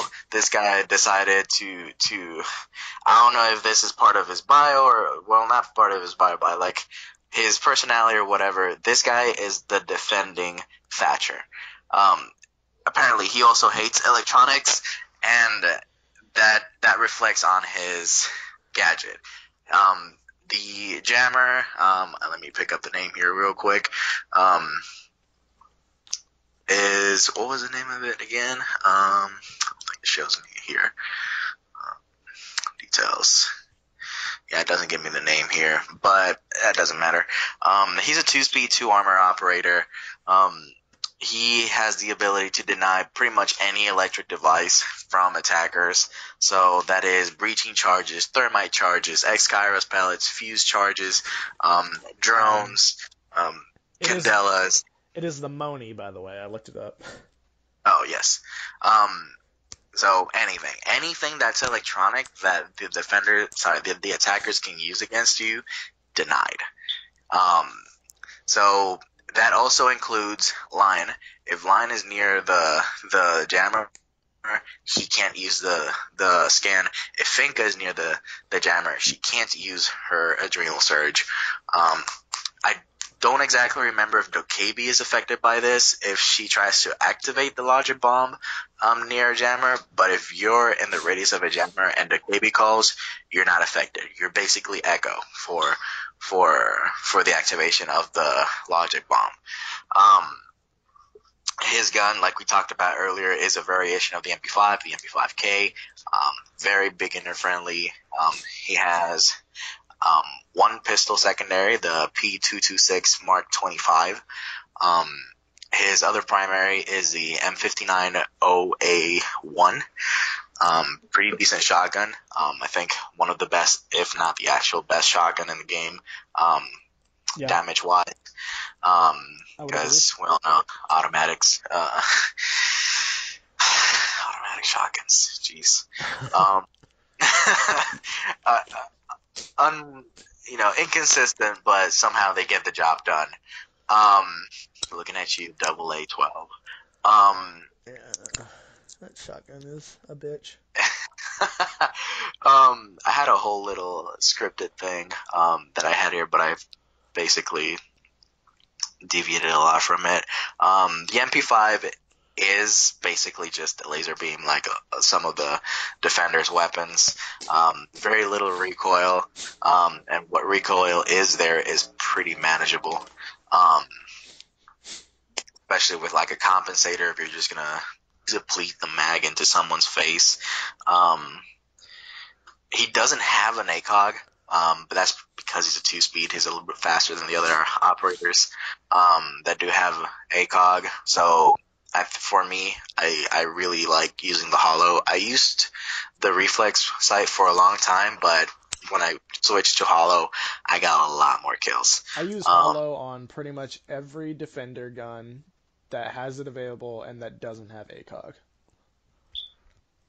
Yeah, that's usually the route where everybody goes. Even Pro League uses a lot of hollows. It's very interesting. A lot of people complain about the lack of peripheral vision on the hollow. I don't have a problem with it really. It doesn't affect me that much. Exactly. Honestly, if I'm being 100% honest, I think you lack more peripheral vision with both red dot and ACOG than you do with the hollow.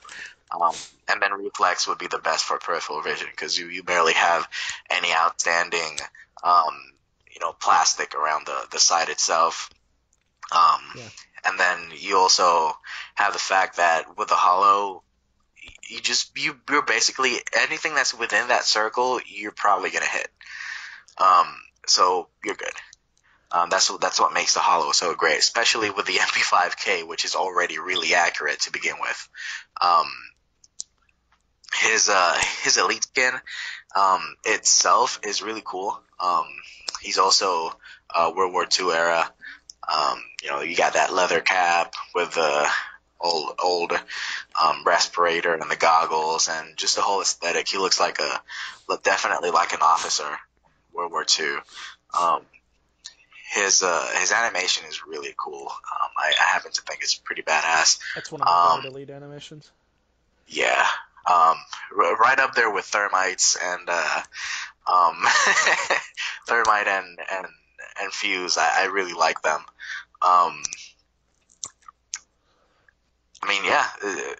Mute is really just a really good all-around operator for beginners. He's really useful. And he just protects walls from being breached. He's basically like a silent bandit, where you don't really know if that wall is being protected until you try to breach it. I mean, you can hear the mute jammer, but you can. But if you're not really paying attention to that, or if you're just looking from afar, like say you're Hibana and you're trying to do it from like another room over, you don't know that jammer's there. And Hibana cannot pick up our X-Kairos, unlike Thermite, who can pick up the charge. Exactly. Like, Thermite can be like, oh, never mind, I hear the jammer. Bye-bye! Right. So, my number 5 is Echo, which may be surprising to you because, like, I don't play Echo. But the thing with him is, he is I will say, he is the most annoying defender to go against if he is played well. Because he has this drone, which it sounds a lot like a Twitch drone to me, so I've mistaken yokais for Twitch drones before and won't shoot them, and then I get fucking blasted. And I can't see. I think Echo is OP, honestly, because of how long the effect of his drone lasts. And not to mention the fact that when it's on a ceiling, it can be cloaked, so I can just walk into a room where someone has an Echo planted, never knew it was there, and then for like the next 30 seconds, I'm stunned. And Echo is just a very good operator to play on defense if you can play him well, because he can be such a nuisance for the attacking team. And as a fragger, he is like my personal nightmare. Like, you've seen me play. I'm a very aggressive player. Yeah. So Echo is like my mortal enemy. And not to mention the fact that he can deny plants of the bomb. So if you're in a 1v1 with Echo, or a 2v1 and he's somewhere across the map and he can just deny a plant and you can lose that whole fucking round for your team on bomb. Yep. And of course I his loadout is decent. He's got one of the worst shotguns in the game, in my opinion. But it no was one called the uses that gun Supernova. anyway. He has an Yeah, MP5. Supernova. What were you gonna say? MP5. Yeah, the name of the shotgun is Supernova. Yeah, the Supernova. That's the same one that Habana has, but no one uses that shotgun because it's bad. Um, he has an MP5 variant with a built-in suppressor, decent gun, as all MP5s are. He's got a bearing 9 secondary as well as whatever that pistol is called. That pistol, you're better off using that nowadays than the bearing 9 because the bearing It's 9, also like, it's also a P229, by the way. okay. Yeah, but it's Um, not the Mark 5. all the bearing 9 and the other machine pistols have been nerfed into the ground, so you're better off using the P229. But overall, really nice operator. He has a deployable shield, which works very well with his gadget, of course. He can lay down in the corner, protect himself, and use it. Um, yeah, Echo's a really good operator. I don't play him personally because he doesn't fit my playstyle, but he's really good. So, what's your number 4? Oh, by the Uh, way, mine are in order. I do have mine ranked, but yeah, so Echo was my number 5 greatest operator. so I feel kind of redundant now because my number 2 on the list is Rook, and we already spotlighted him. Um, Well, we'll so just there's say we've already said everything there is to say about him. exactly. There's not really a whole lot more to talk about him. Um, so I'm just gonna go ahead and skip him. Um, and Yeah, I'll do my number 4 then. Uh, exactly. all right, my number 4 is Mira. I honestly think that Mira has, between both attackers and defenders, the most unique and game-changing gadget in the whole game. Because okay, I didn't come in Velvet Shell. I came in at Blood Orchid, but I can't imagine how hard this was on people getting used to the fact that you can just walk into a room and you're just being watched by someone you can't even see, not knowing whether they're there or not at the window, whether they're going to come around and kill you. She just has one of the greatest gadgets in the game, and to this day, with every new map, people are coming up with amazing strategies for how to use this gadget. And of course, she has an amazing loadout. Her primary shotgun, like I said with Echo, not very good. No one really uses it, but her Vector is fucking amazing. One of the best SMGs in the game. Of course, it also has a very high fire rate and a low mag, like low. What's the magazine capacity? That's what I'm trying to say. Yeah. So you can use up those bullets really quick. So you better have good aim if you're going to use the gun. But it is a great gun, and you're almost guaranteed to get the kill if you land enough of your shots. Yeah, Um, and it's really accurate. Like just before we started recording, we were playing on tower, and I got 3 headshots with her gun. Um, yeah, it's great. it's amazing. Um, she also has the secondary shotgun. I don't really use the pistol. I don't know many people that do. The shotgun obviously allows for opening up sight lines for your Miras to shoot down. Overall, just a really good operator. And plus, she has a C4, which makes her even more scary. Yeah. But yeah, that's my number 4, Mira. So, what's your number 3, Jamie? All right. Number 3 is Vigil. Um, Okay. he is probably one of my favorite roamers, and honestly, probably actually my favorite roamer to play. I'm not generally a roamer, but lately I have been playing a lot of roamers. I keep falling into the same pitfall where I'll stay in or near objective. It's not a bad thing because roamers, 3 speeds don't need to roam. Um, but it's usually better if they're just all around the map.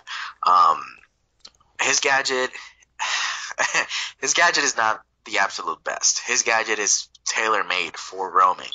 Um, though, so if you're a good roamer with Vigil, you're a god. That's plain and simple. No ifs, ands, or buts. I don't even have any roamers on my list. I just noticed. I have like 2 or 3, actually. Um, but anyways, his his loadout is not bad at all. His primary, the K1A, is a submachine gun. It's really accurate.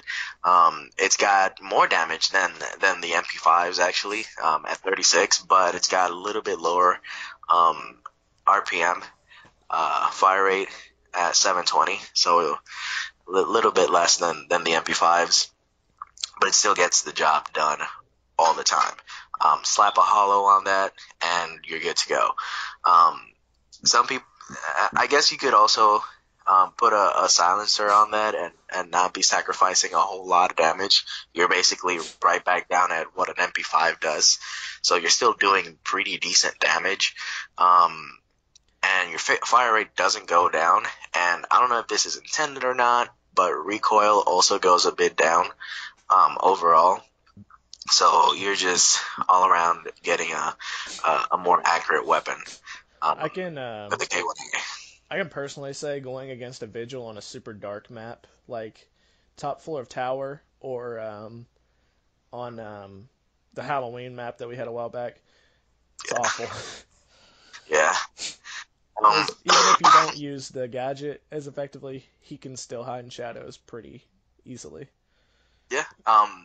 It's really Vigil's biggest counter is Jackal. And sure that's true As with for most roamers, yeah. yeah, but specifically for Vigil, it's Jackal. Because if you can't be seen by drones, then what's your next best thing? It's Jackal. He can see exactly where you've been and where you are. Um, so if you know that the enemy team is using Jackal a lot, do be wary of that. Um, but all in all, Vigil is good. Um, he is a good operator. His boss G is okay. I don't know how I feel about slugs. I don't really use it at all, so I have no experience with it. Um, it does a ridiculous amount of damage. It's the most damaging gun in the whole game. At 125. But like I said, it is slugs, so you better hit. Um, or you better hit with the first one. If you don't, you better pray to whatever God you believe in that you hit this with the second one and don't get killed in between those two shots. I have Um, decent enough aim to get a lot of kills, but not good enough to rely on only two shots, which is why I don't use the boss G. exactly. I have subpar aim. So honestly, I don't use. I rarely ever actually use shotguns at all unless I want to beam or whatever. But I've never touched the boss G. Um, his secondaries are both machine pistols. The SMG-12, which we all know it's now trash, and the C-75. It it's basically the god of the machine pistols now. Yeah, I love It's it. It was very underrated until they nerfed the SMG-12, but now I really love the C-75. and honestly, it's good. It's a reliable weapon. Before and after the nerf to machine pistols, it is a reliable weapon. Um, it's got 1,000 RPM, 29 damage, so it's basically almost an MP5. Um, the it has 26 bullets in there.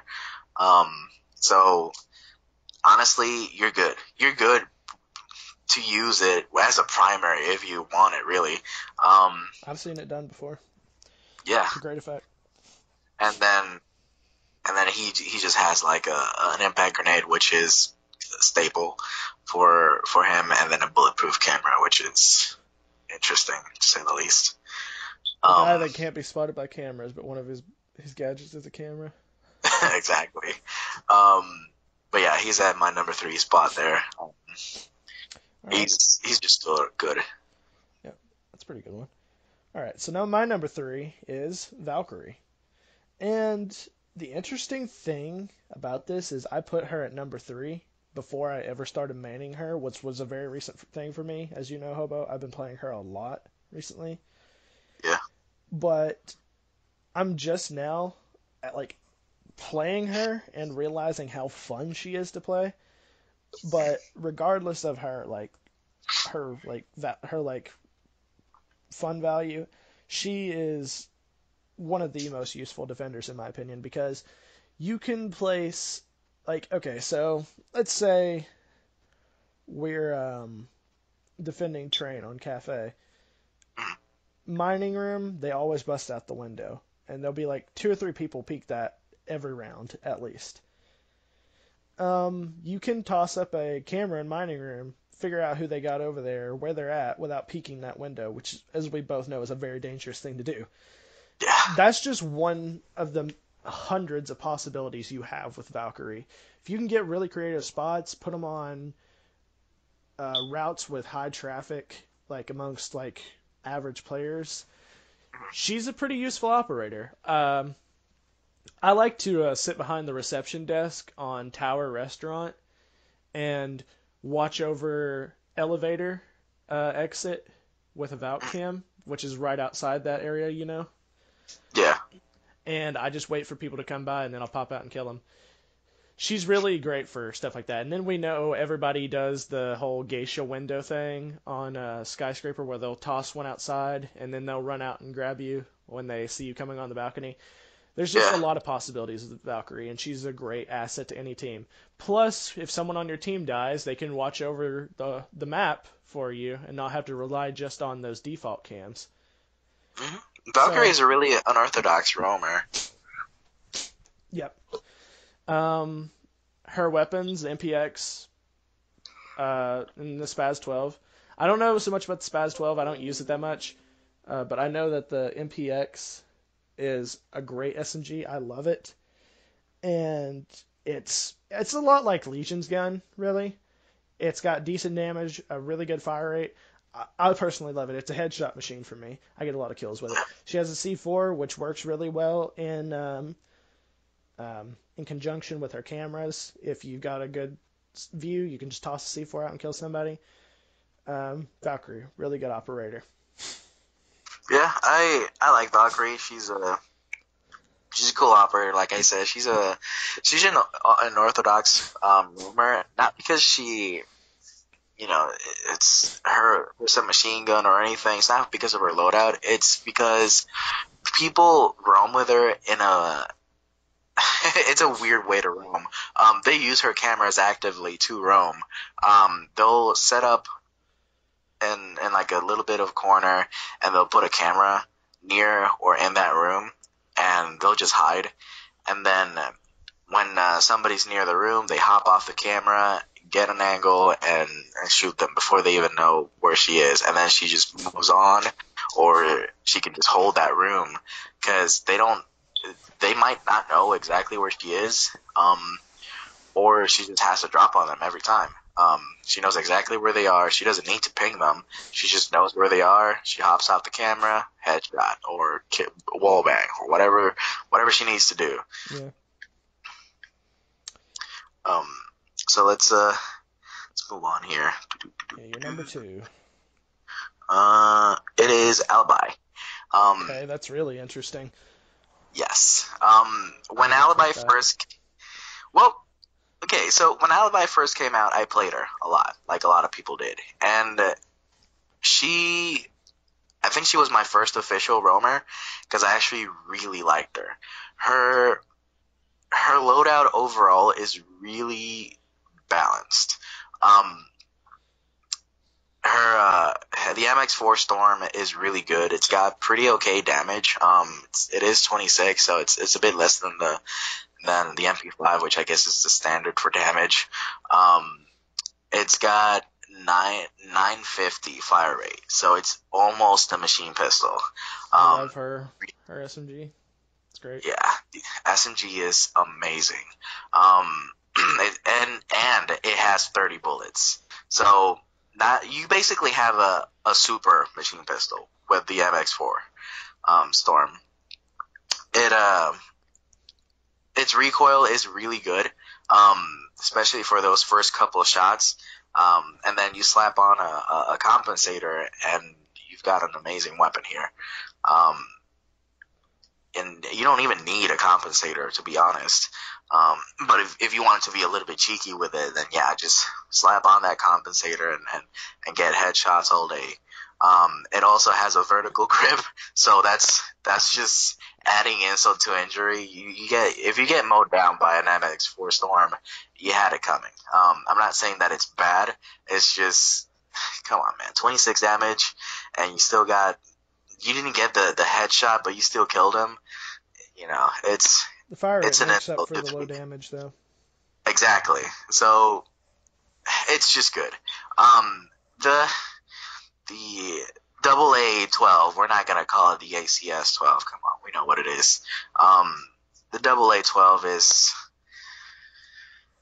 it's not bad ish I don't per think se. it's good for anything but opening up walls, and even then, you're better off with the 410 sidearm. Exactly. You're honestly you're better off with a bailiff to open up holes. Um, but it's still good. It's good for the rushing. I've done it. I'm guilty of it. I've done it. I'm not ashamed to admit it. Um, We've all done and I've it. exactly like you can get a few kills with it. Um, but I think what really stands out, other than the MX4 Storm, is the Keratos, the the revolver It's like a that brick everybody wall. loves. It's it hits like a brick wall. It man, it's just so the recoil pattern in the game shows it having a ridiculous vertical recoil. But as we know, I every disagree. pistol in the game has no recoil. Exactly. So this gun is amazing. It's got ridiculous damage. It the fire rate is amazing. You can just spam that revolver and you will still hit them. Like they don't even need to be uh like at 50 health. You'll just take them out. I've gotten clutch 1v1s with this revolver and I've never even headshot them. One shot to the chest, done. That's it. Um, and then she's got impacts and her gadget. Man, Alibi is just 100% awesome roamer. And I don't even play her as much as I used to. Um, she's probably one of the best roamers out there. Um, maybe even the best if you use her gadget um, correctly. Um, her gadget is not made to just juke the opponent. Oh, haha, made you shoot the thing. No, use it as to gather intel. That's what it's made for. Um, put it on a doorway. Put it behind a a window that people rush normally. Make them deal with that thing first, because either way, Yeah, you know where they're coming. it's a lot more effective, at least these days, after people have gotten used to it for information gathering rather than Hmm. pinging people and getting kills. Exactly. It's kind of like the Caveira effect. Um, if you see the ping, don't rush. You know where they are, so you know the general area of where they are. If they're inside the building, try to flank them. If you see the ping and you're in a flanking position, try for the flank. They're gonna run away because that's what happens every time. They run away. See if you can get them running away. Um, make a rotation hole if you need. Do something. But all in all, I think Alibi is probably one of the most balanced operators in game, and definitely one of the best. Um, Yeah. but anyway, yeah, Alibi, pretty good second choice. You have convinced me. Uh, yeah, okay. So moving on to my number two defender, I have Legion. Now, I think you and me both know how great of an operator Legion is. Yeah, it's a pain in the ass to deal with.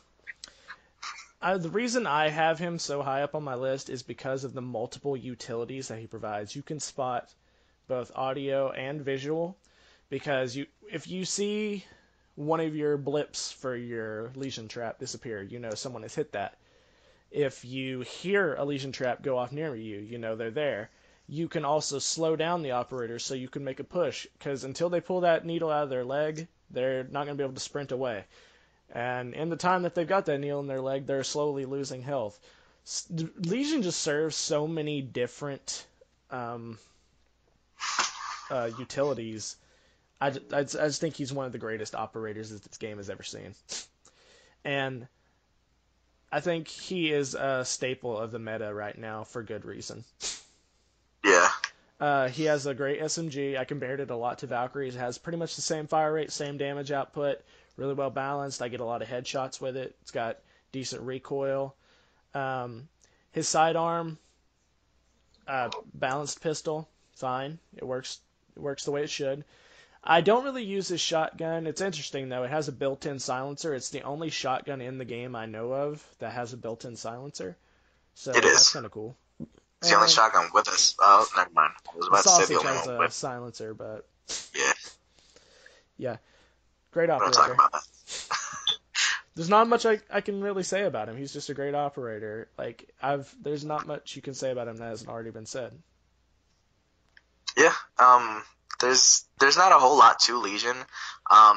It's just he works. He's part of the trapper meta, I guess. He he's just good at that, you know. He doesn't necessarily ensnare you in a trap or take away a whole lot of damage with a trap like Capcan and Frost do. Um, but he He's just also one of those operators that's like he can be played lone wolf. Like if you're one of those people, like I don't recommend playing Rainbow this way. I recommend doing call outs and communicating. But if you're one of those people that doesn't like to do that, Legion is the perfect operator for you because he basically serves as your own call outs. mhm. But if you're just gonna roam around with him, just leave traps behind you and around you on doorways that you're not 100% confident with, or windows. You can if you do it right, you can actually put a Legion trap on the windowsill. You have to have really good aim and try to get it to bounce that way. But if you get it right, there's Legion traps will fall on the windowsill, and you don't have to vault over it. They just have to touch the windowsill, and they get gooed. I've Which never is done really that, but I interesting. need to try that out.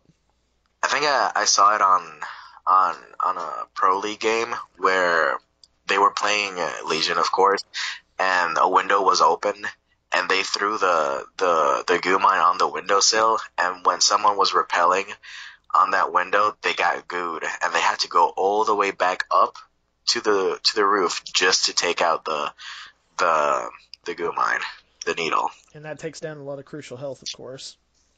That's health and time that they're wasting, because it's not like they can just take out the needle while Plus, they're repelling. they can't go on that angle anymore because they're gonna explode on Exactly. that. So the goo mines are really useful there. Um, and for my final pick, it's actually Doc.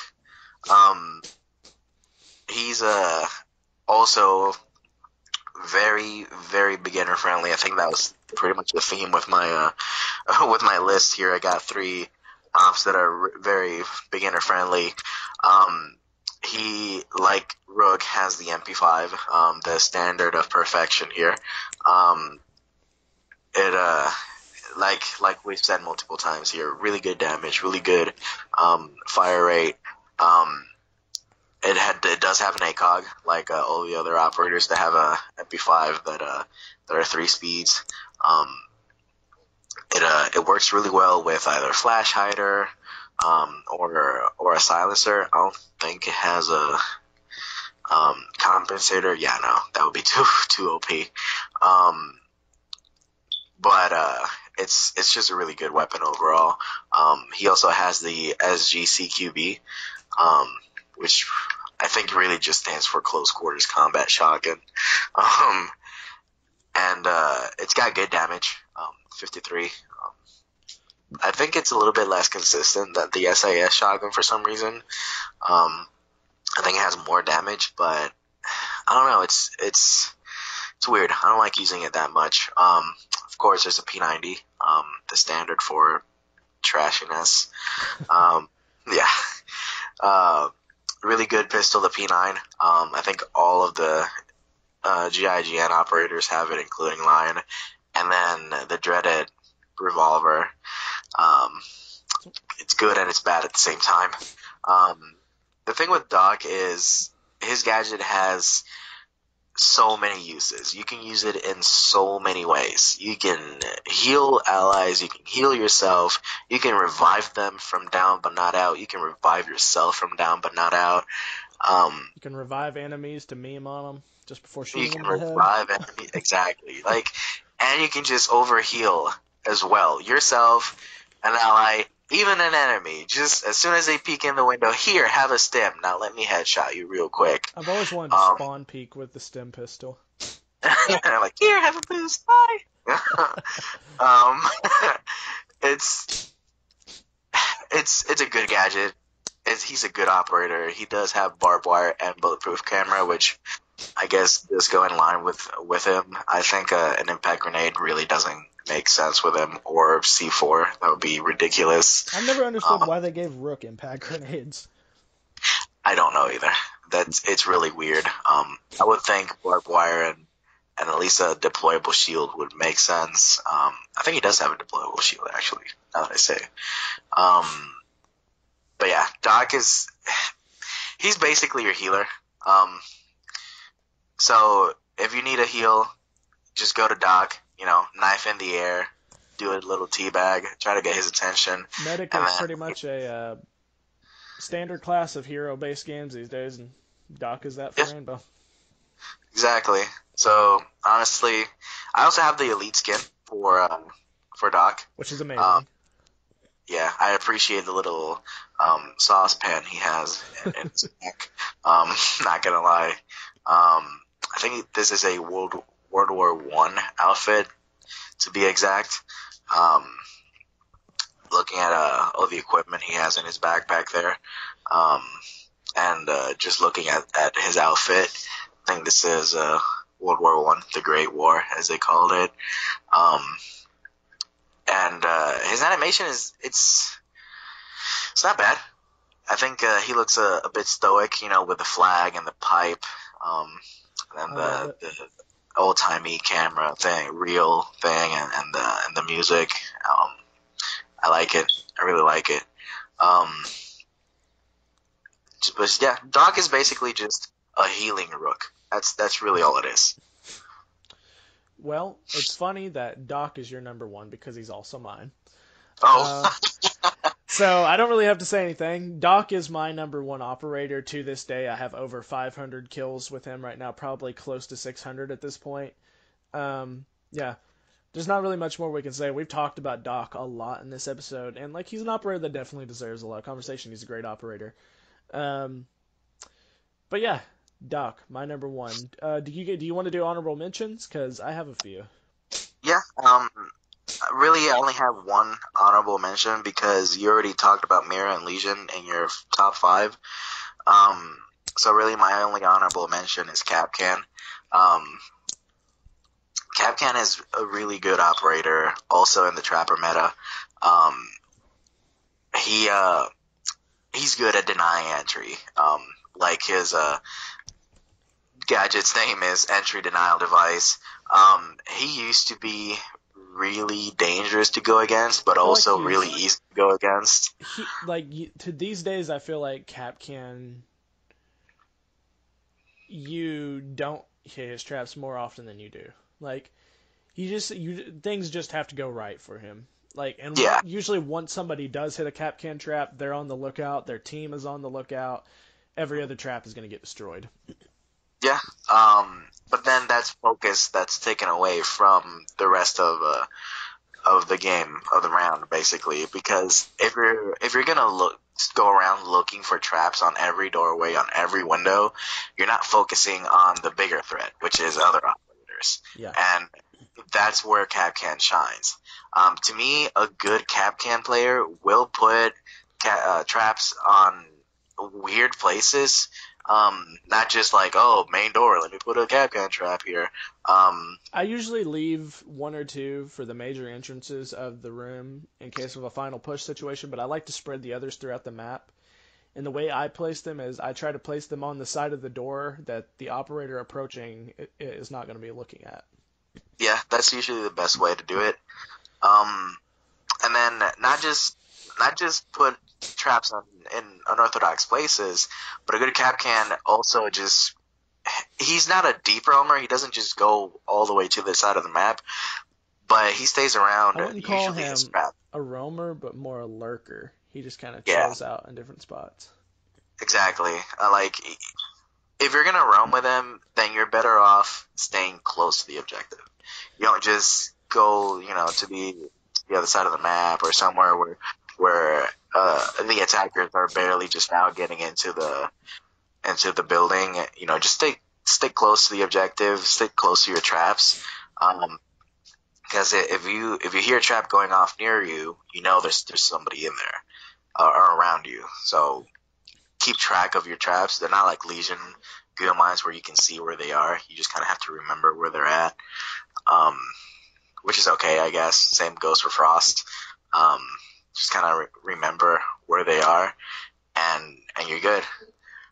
But he didn't make the list because A, I don't play him as much, but B, he's not like super amazing. Um, he's just a pretty balanced operator for now. All right. Well, I also only have one honorable mention because I had Mute in my honorable mentions, but you covered him. So yeah, Mute's a great operator. I just don't play him that much.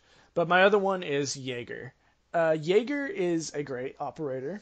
He counters so many attackers, and whether it be their main gadget or their secondary, them throwing in flash grenades, stun grenades, or frags, he counters so many people. He counters Thatcher. I am sure he will counter Nomad. He counters Ash. Who else does he counter? He counters a lot of people. He Um, counters he he Zofia. used he used to counter the X Kairos, but people, I mean, well, yeah, people used to exploit that where they would shoot the X Kairos pellets into the room for the purpose of depleting the ADS.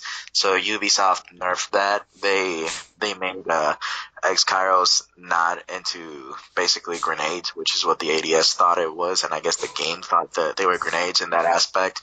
Um, and I think now the game treats them as bullets, um, Yeah. so they won't get destroyed by the ADS. But yeah, pretty much any kind of grenade, EMP, flash, stun, smoke. Um, sorry, EMP, flash, smoke, and frag.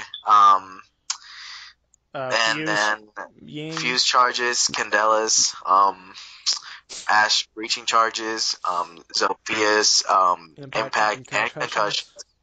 Yeah. Um, and like you said, pretty sure, hopefully, Nomad's air jabbers. He's a great operator to have on your team. It's just that I don't play him enough because I don't find his gadget to be that fun. As an operator himself with his weapons and all, he's very effective. But I try to like mostly focus on the gadget when I pick it up. But I'm always glad to have a Jaeger on my team because if a Ying shows up and throws a Candela in and a Fuse is Fuse in the room or something, a Jaeger can save your ass. Yeah. Actually, talk about Jaeger saving you. I remember pretty recently, we were messing around. I think it was you, or another friend of mine. We were messing around. I picked Jaeger, and I put a I put an ADS next to. I think it was you actually. I put an ADS next to you, and then I got killed, or I got team killed, or whatever. And in the laughter and all that, the enemy was pushing into the room, and they had thrown a grenade or a flash near you, and that ADS actually saved you, and you managed to get like 2 kills because Nice. of it. So even if it's just one ADS that you put down, that can save your life, and that can turn the game around. Yeah. Well, that was our top five defenders, and that was the first episode of Let Me Get the Ace. We thank all of you that listened, and we hope you tune in for the next episode. This might have been a little more drawn out than we expected it to be, but hey, we both love this game. We both love talking about it, and we hope you guys enjoyed listening to us talk. We can't wait to record the next episode, which will, of course, be later this month after the full reveal. We will talk about what we see in the full reveal. We will give our opinion on the map details that are shown, details on the new operators, all of that cool shit. Um, and yeah, is there anything else you want to say, Jamie, before we head off? Nope. Thank you. And if you don't like it, then just get off, subscribe, or donate. Bye bye. We'll see you guys later in the next episode. Bye. Bye.